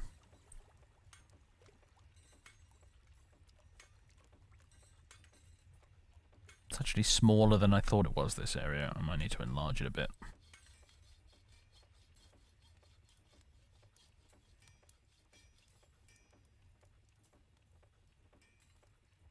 For now, though... Oh, fiddlesticks.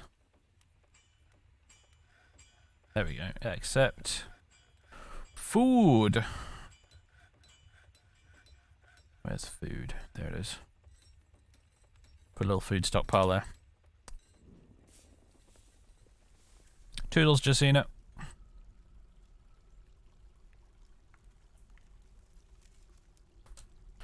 Alright, mining.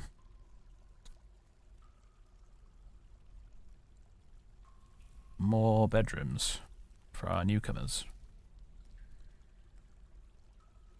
I don't know how many newcomers there were. We've got a population of 13 now, though, so...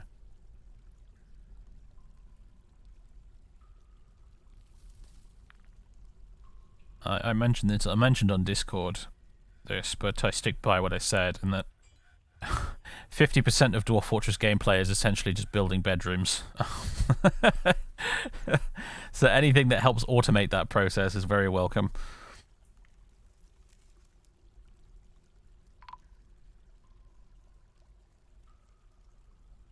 I like that the beds are different colours, by the way. That's a neat touch.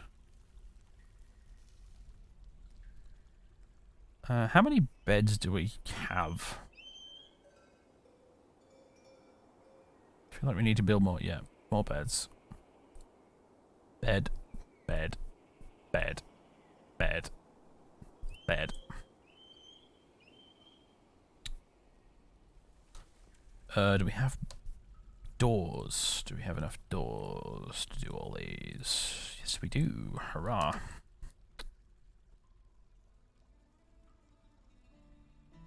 Next thing we need is furniture.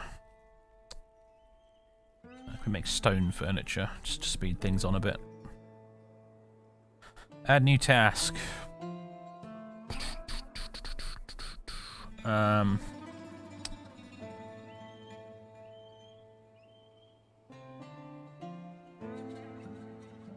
can't remember if is an altar the stone version of a table? No, rock table, there we go. See, this is a pain having to go down and do it like this all the time.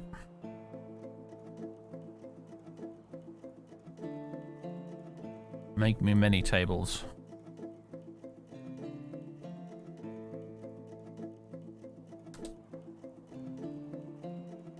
You're thirsty, apparently. Do we have drink? We do. We seem to have plenty of drink, judging by this. Although we really do need to assign a broker, don't we? Nobles and administrators, broker, bookkeeper or broker, which is the one you need? Well, I kind of need both eventually, but a bookkeeper would help. Who's going to be our bookkeeper? We have no relevant skills, so it's just going to be anyone, really.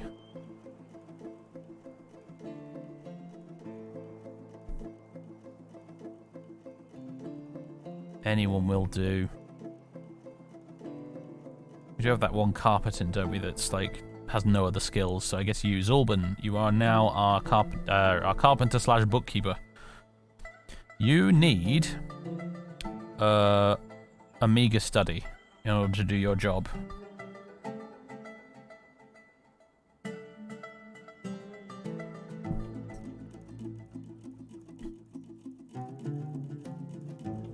we'll have to build one of those.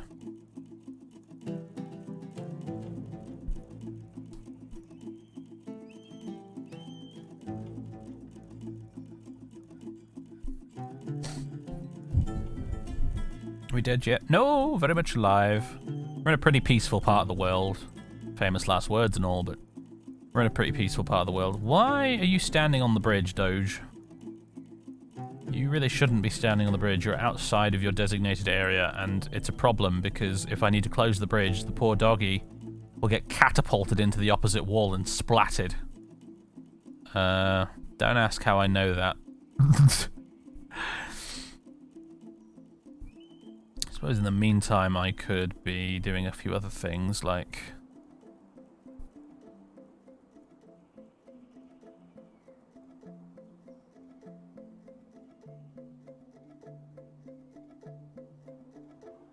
see about setting up a well.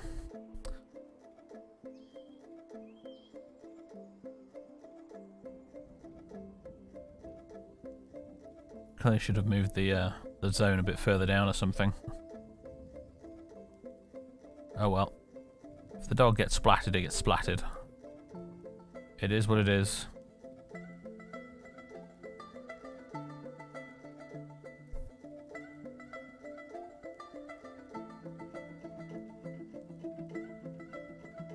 I'm hoping that it's like classic Dwarf Fortress, wherein if a nasty creature or something enters the area, the game will pause and recenter on the offending article. Because if it just plays a noise and gives you a pop-up at the side of the screen, I'm going to miss it, and it'll be too late to shut the drawbridge. And we'll be doomed! We'll be doomed!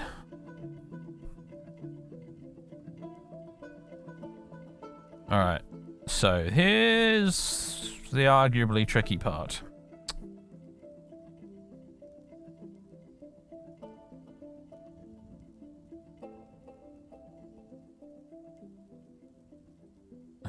Building a well like this is always a slightly harrowing process. The possibility of drowning always exists.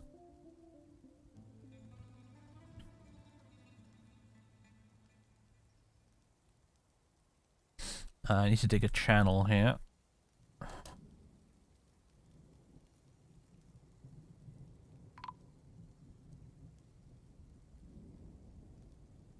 Oh, it's damned.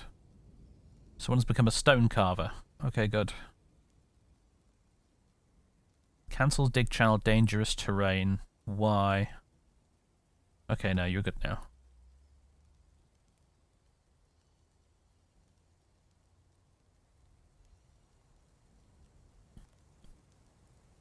And I think what I need you to do is I need you to dig a channel again here.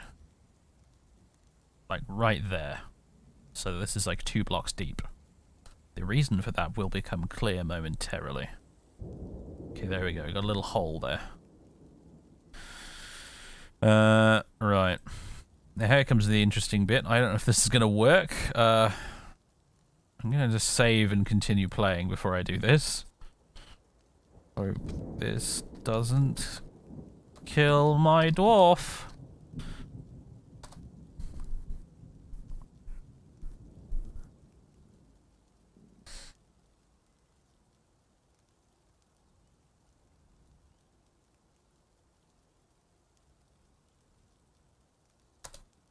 Here we go.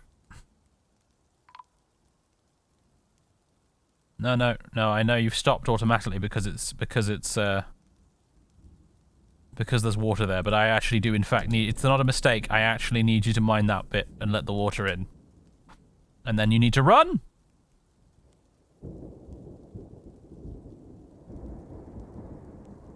That didn't quite have the effect I was expecting.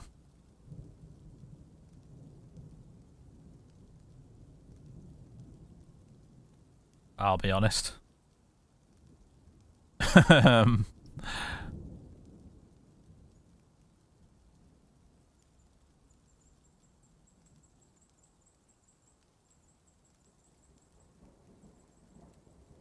Alright then. Well.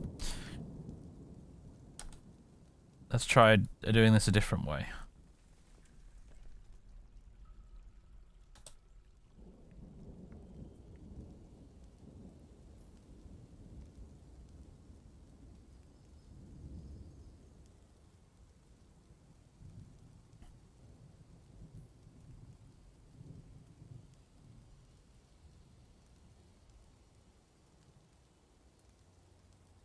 channel that out for me.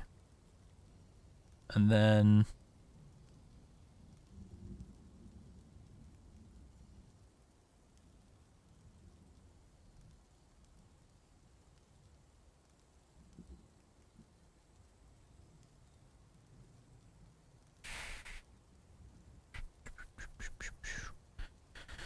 Do they need to dig out the... Yeah, they kind of do. I didn't realise they'd need to do that. I thought the water would just sort of fall down once we mined it out into this, but it's not, is it? But that's okay. So, what we'll just do is that and that. So I've over-engineered this way more than I needed to, basically.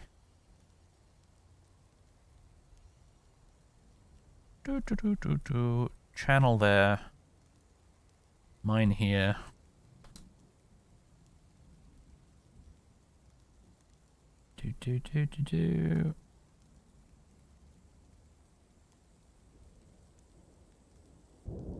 Channel all of that.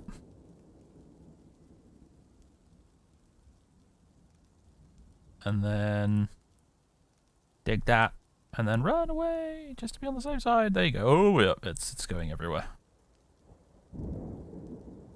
In comes the water. It's all going down there, and it has, yeah, it's all fallen down into this bit and flooded this as well. We've got a little reservoir here now. Now, the reason I made this so deep is because at the bottom, you see here you got water and a dusting of mud. Dwarves can't drink from that because it's dirty water, but if you've got a level above that full of water, it's just water with no dusty mud bits.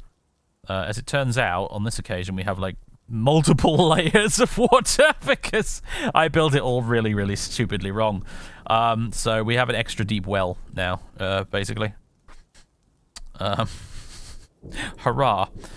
So I'll channel that to dig a hole in the floor.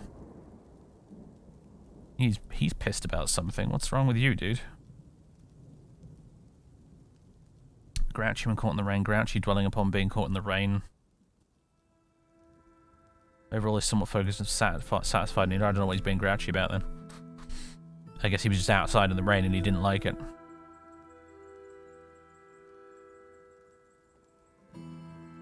There we go. We got a hole now, which leads down into this reservoir of sorts. And then on top of that, you go machine/fluids, a well. We need blocks. Okay, right. I knew there was something we were missing. So we need to go down here. We need to go to Stoneworkers Workshop. Add new task. Make rock blocks. Do that a couple times. Send that to the top. Alright, tell you what. Just, there we go. Put the exclamation mark on it so someone will come and do it right now.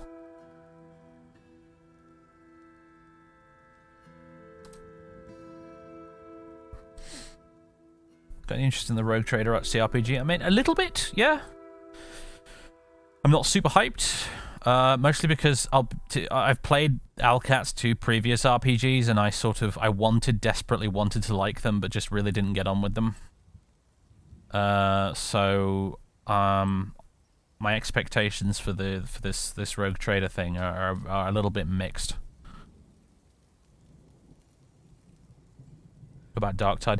Honestly, mate, I really don't give a crap about Darktide. I played plenty of Vermintide and Vermintide 2 with some friends, and I could take it or leave it. So I'm not really super into Darktide as a concept. I have people I can play it with. I just I'm not a huge fan of the formula. I only liked Left 4 Dead a little bit back in the day. I was never a huge fiend for it.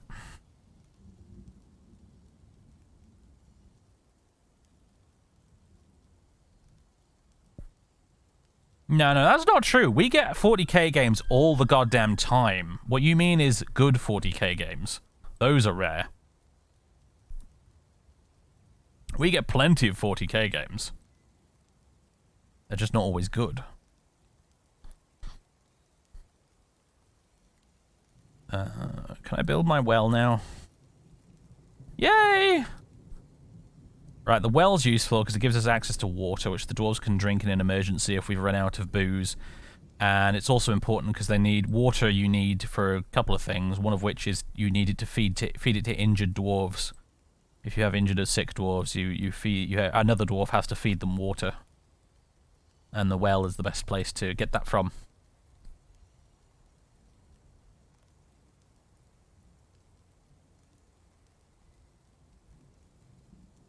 I'm going to move the pen/pasture here. I want to demonstrate the old drawbridge with the lever, and I can't right now because I'm terrified one of the war dogs is going to be squished. Move this zone. Pen/pasture. I put it here. There we go.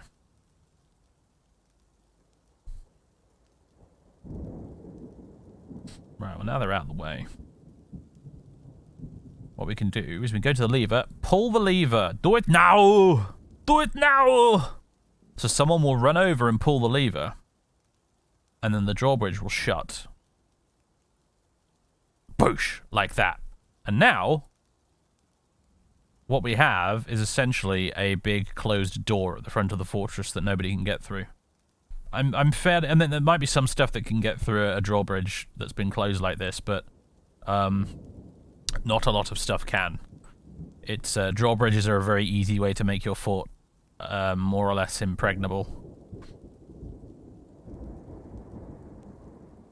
It's dead easy. All you need is a drawbridge made out of wood or stone and a lever, and you're good. Ideally, put the lever, you know, somewhere centrally located next to the main stairwell, like I have here, and you know, somebody hopefully will be nearby to run over and pull it in an emergency. So go ahead and pull it again, and we'll open it up. And in the event of a siege, that is darn useful.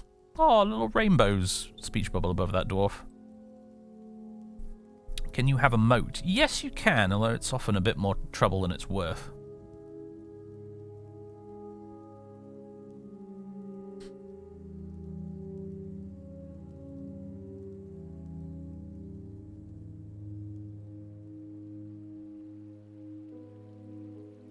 Cancels brew drink from plant, needs empty food storage item. Oh, are we out of barrels? That won't do. I think we're out of barrels. Well then.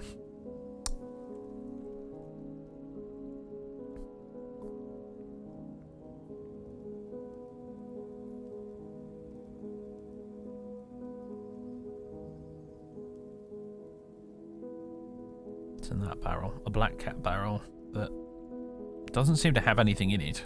So that thought about not having any suitable receptacle seems to be nonsense to me, but more barrels doesn't hurt. Let's set this up so that it takes from... It takes from the one up on the farming level. This one. There we go.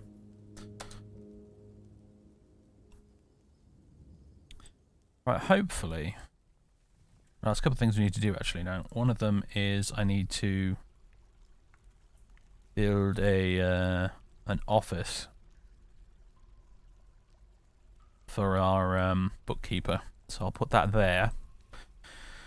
And the other thing is I need to assign these as bedrooms and put beds in them. And the other thing is I need to furnish the tavern with tables and chairs. And a container for all the cups as well, I think. Let's see then. What order should we do this in? Bedrooms. So multi. Select a rectangle which contains beds in order to form... Yeah, see, that's the thing. I have to have beds in there, I think. In order for this to work. This thing that Spot was pointing out earlier. I have to already have beds in them for them to be automatically painted as bedrooms, and that's annoying. So I'll just do it the regular way.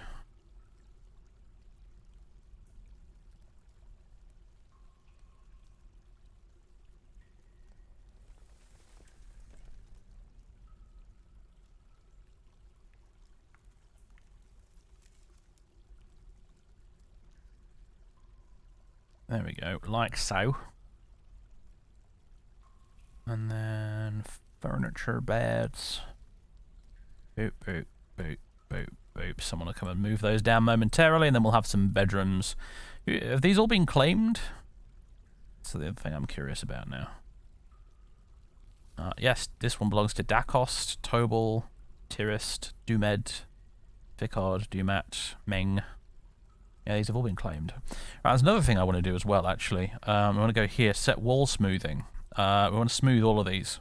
All of this here. Smooth it all. And then once it's smooth, we can start engraving it. And engraving the fortress is a good idea because dwarves get happy thoughts when they see pretty engravings. Which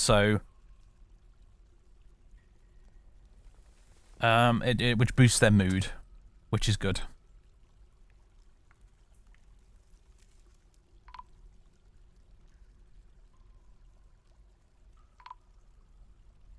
What's the pink stone? This stuff, you mean? That's rock salt. Ah, we've built this. Excellent. Okay. Put a door on it. And furniture. It needs a table. And it needs a chair. Oh, do we not have any? Of course we don't have any chairs. I didn't get around to, you know, setting it up, did I? Rock thrones is what we need. Thrones are the rock version of chairs. I wish you could just press a button to duplicate this order.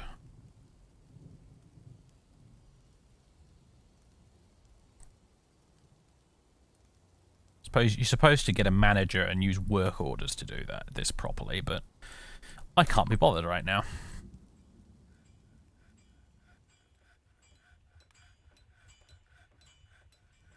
I've got some bins full of gems at the moment, looks like. Yeah, rough brown jaspers, pineapple opals. Good. In fact, on that note, workshops. We want crafts. No. Workshops. Jeweler. Let's have a jeweler. Sooner or later, a dwarven caravan from the mountain homes will come along, and we will wish to trade with them. And in order to trade, we're going to want to have valuables to give them to trade with. Right, add new task. Cut gems on repeat.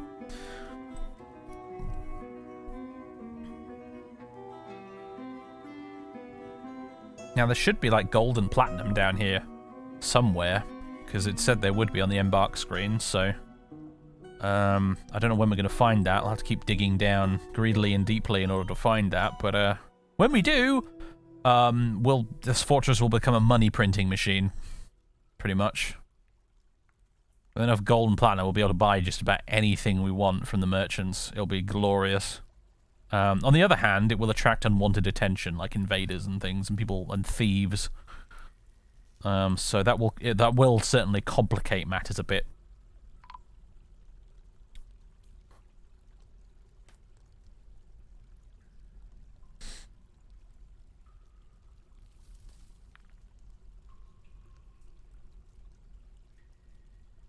This smoothing process up here is probably going to take a while, but keep at it, mate. Keep at it, Shorast. You're doing everybody a favour. We have a stray horse. I don't know where you came from. They're also hungry, these two. What are you doing down here? If you're hungry, go up here where the grass is, you morons. Apples. Ooh, check it out. There's fruit trees around here. Okay, that's all right. That's a whole other thing. I'll get to that in a second. Let's see. Let's set up a pasture out here for the grass-eating animals. Here we go. Except for the moron horse and water buffalo, so they don't starve to death.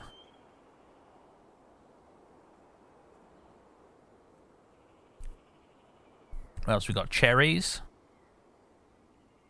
Oh, we got cherry trees. We're in like Dwarf Japan. This is awesome. Okay. Let's go zones. Gather fruit. All of the fruit. Gather it all. Gonna make some cider. He seems pissed about something. Or sorry, she does. Oh, yeah, she does, and I think she's a child. Attend meeting. Okay. What? Must be a family meeting.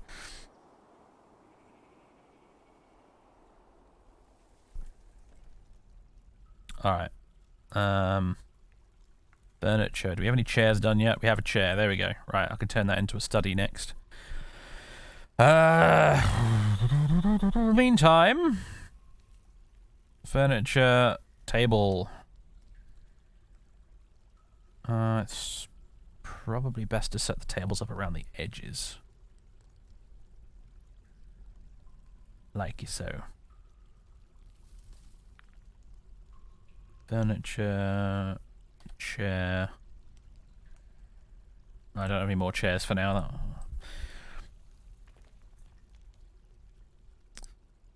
Get someone up here to make wooden chests.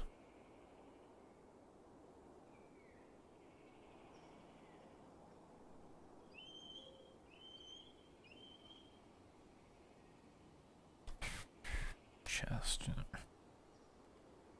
That's not even any faster if you do it this way, is it, really?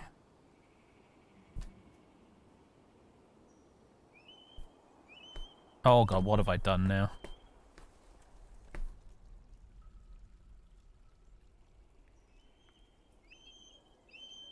Whatever, that'll do for now. I'm gonna have to get a manager with work orders sooner than I thought, aren't I, just to get around that. So it's easy in classic Dwarf Fortress because to just build a chest, you would just press a couple of keyboard shortcuts. You click on, you'd go to the carpenter, and then just be like, for example, just press like BH on your keyboard a bunch of times, and that would queue up a whole bunch of wooden chests. But with the mouse menu, you have to scroll down and click everything, and it actually, ironically, it slows everything down. Thanks to we've got a much nicer menu in the game now, and it slows everything down. So.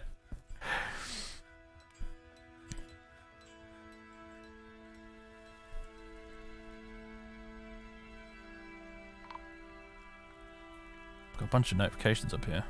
Oh, hello. Zulban Isanil has created a masterpiece birchen barrel, masterpiece peachwood barrel, and masterpiece nethercap barrel.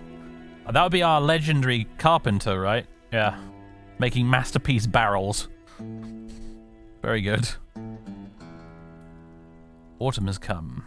Yeah, you can tell by all the fruit outside. Needs rough gems. Yeah, we don't have a lot of gems yet, do we?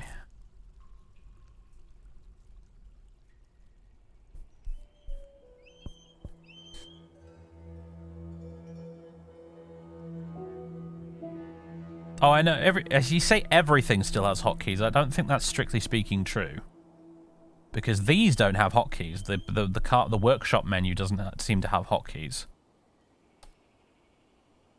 The build menu down here, as in build structures and work areas, yeah, these have hotkeys. I've been using them, but this doesn't. This menu doesn't have hotkeys, unlike classic DF.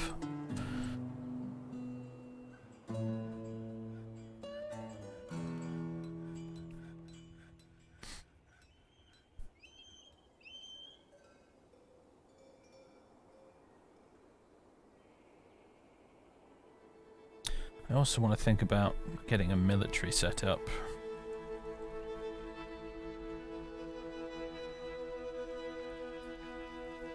Let's dig off in this direction. Actually, a little bit further than that. I'm going to start setting up a barracks and things as well. Our military is probably going to just consist of like one dwarf for the time being.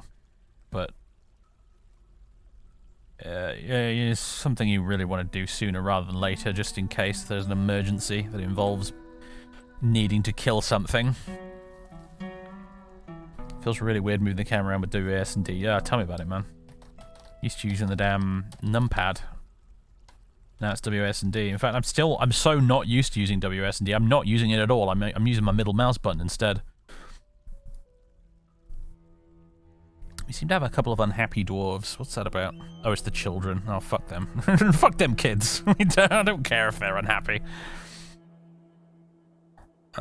Needs plump helmet spawn. Are we out of plump helmet spawn? That's unfortunate. Right, this. Yeah, so I can't just turn this into a room from the table. I gotta go down here. And then office.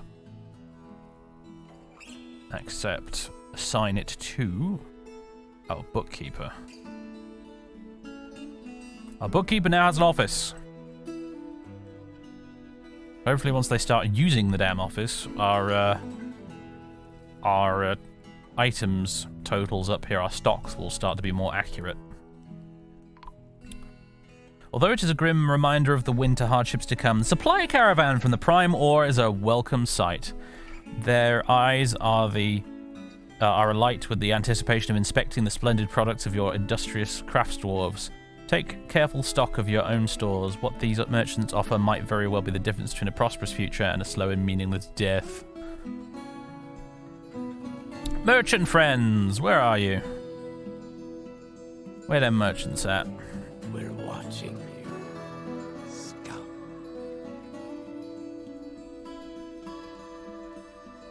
Here they are. There they are. Let's focus the camera on you. Horse.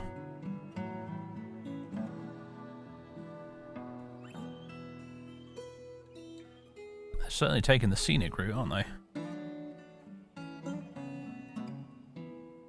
Oh, look at the leaves on the trees have turned yellow because it's autumn. I love it.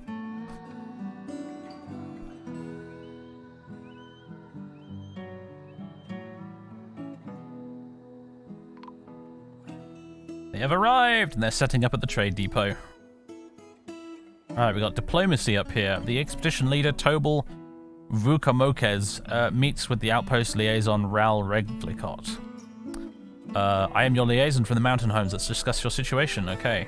There's much to share. Right, they've given us up-to-date information on the civilization's world info.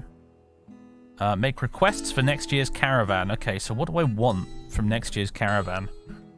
Probably weapons. Battle axes is always good.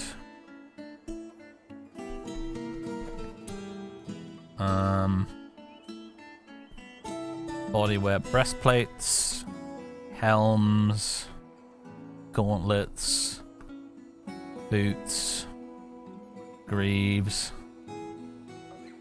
shields as well. I would like to make my own armor and weapons, obviously, but in the short term it might actually be easier to just buy a load.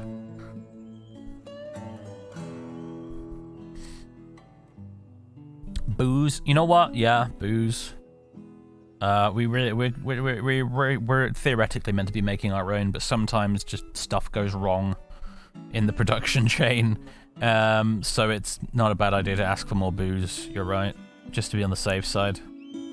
Thing is, asking for it on here will actually drive up the price.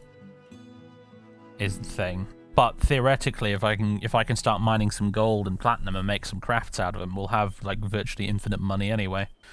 So it sort of won't matter, you know? I think that's all I'm going to ask for now, actually. I think we're good for everything else. Done. Battle axe is requested, priced at 205%. Yes, it's a big price increase. But, okay. Let's discuss what we're willing to offer for your craft store ship. A need for warhammers and handwear is expected. And if you're able to provide some, the caravan will offer nearly 200% on them, respectively. This export agreement only applies to trades next year, not with any merchants currently present. Okay, so they want hammers from us. Hammers and gloves. Interesting. Plump helmet spawns. I should have asked for that. They'll have stuff like that available. You know, we're not in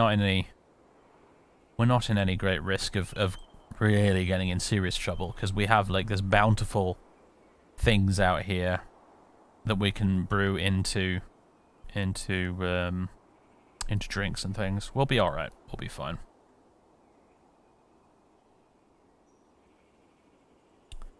Brew from fruit. requires unrotten fermentable leaf or fruit. Do we not have any? I thought I told someone to go out and then get some. Fruit from plant, at least. So why is nobody out there gathering fruit? Plant gathering orders. Gather me some plants and fruit, you bastards. Get out there. Go on. They'll gather the plants, they won't gather the fruit, though. Whatever, we'll gather the plants anyway. Get some leeks and beans and things.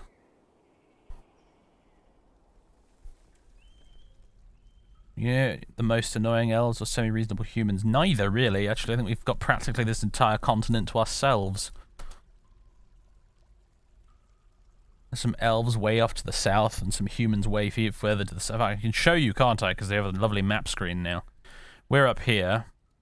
Our fortress is right there. I wish I could zoom this in a bit, but... there's our fortress of Faithbridge. The elves are down there. So I suppose they're not that far away. The humans, the only ones I know about anyway, they're all the way down here. There's more elves there. There's some humans.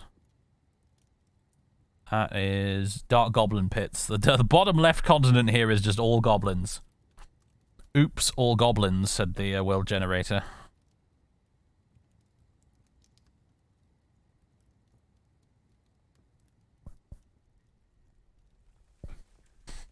Clicking doesn't work like on the embark screen. No, unfortunately not. But even, I mean, when I mean zoom, I actually just mean like this. This kind of zooming. Just to make the tiles bigger. I wish you could do that on the map screen. Because everything's so small on there. All these little tiles are so tiny. And my eyesight is shite, so...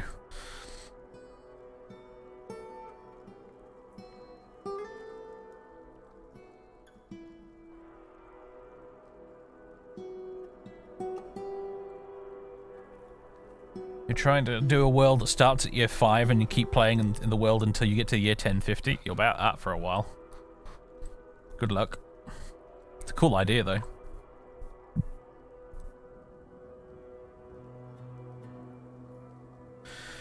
Alright,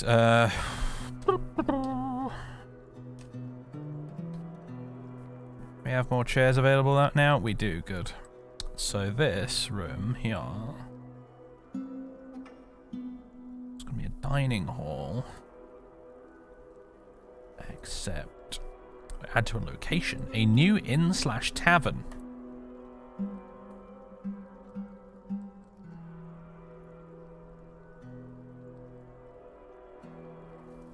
Now then, how do we find the locations menu in the Steam version of the game? Place information menu. Locations. The Geared Candies, our tavern. How do I rename it? Oh, here we go. The Steamy Dagger? It's not a bad name.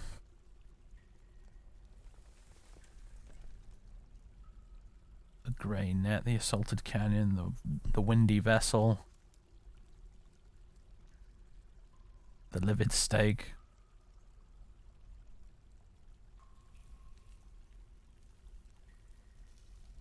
Need something tavern-y sounding.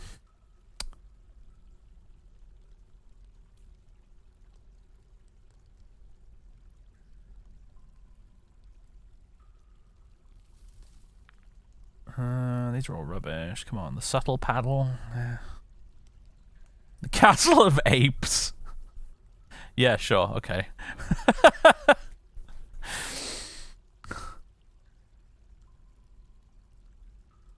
Goblets. They want 10 goblets. We need to put a chest in here, don't we? Gotta assign a tavern keeper and all. I guess our resident farmer could be a tavern keeper. Oh wait, no, we got some expert conversationalist, the woodcrafter. Sure, I guess you can be our tavern keeper then. Nice.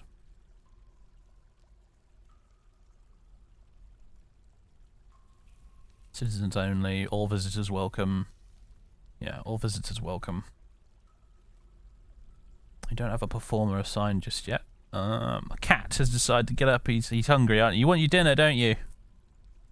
Well, yeah, you want your dinner. That's probably my cue to stop the stream, really. What is the time? Oh dear God, it's nearly 7:45. We streamed a lot longer than I thought I was going to, but that's alright. That happens when you play Dwarf Fortress. You totally lose track of time completely. Let's quickly build furniture, a chest. Can you put chests on tables? I'm just put a chest up there. And that, hopefully, all the goblets will go in that, hopefully. Hey, look, they've moved some barrels down from upstairs. Fish barrels. Oh, look at all that fish in there. Nice. Plant barrel. Loads of plump helmets. Dwarven wine. Dwarven wine. Dwarven wine. Dwarven... Yeah, okay. We're well stocked for food and drink. That's good. That's good to see. Alright, now we've done that. Ladies and gentlemen, save and return to title menu. Save to this timeline. Ladies and gentlemen, boys and girls, I hope you've enjoyed our first forays into the Steam version of Dwarf Fortress. You could pick it up on Steam, obviously, if you fancy getting it yourself. There's probably going to be... The YouTube's probably going to be flooded with tutorials for this game, but I am nevertheless thinking of making some of my own at some point. When I figured out the game a bit more, specifically figured out the idiosyncrasies of the Steam version a bit more. But until then, ladies and gentlemen, I hope you enjoyed. I don't know yet if I'm going to put this on YouTube. Because I always kind of thought if I was going to do a Dwarf Fortress series on YouTube, I'd put a bit more production value into it, so to speak. But we'll see. I don't know. Either way, thanks for tuning in. I'll catch you next time. It's Thursday tomorrow, isn't it? I may stream again tomorrow. It depends what I'm doing. I'm recording a lot of Empire at War at the moment because I'm getting towards the end of the campaign, and I'm on a bit of a recording frenzy for Empire at War, so I'll either stream this tomorrow afternoon or I'll be recording Empire at War, basically. That, and also the new series that hasn't officially been named yet, but if you read the community post, you will totally know what the game is. Those two things I'm working on at the moment for YouTube. Big time. So yeah, I might stream this tomorrow. If not, I will definitely stream it the day after. I probably won't stream on Saturday because England are playing France on Saturday in the World Cup, and there are very few things in this universe that would stop me from watching it. So, yeah, anyway. I'll catch you in the next one whenever that is, everybody. Thanks very much, and I'll catch you then. Toodaloo.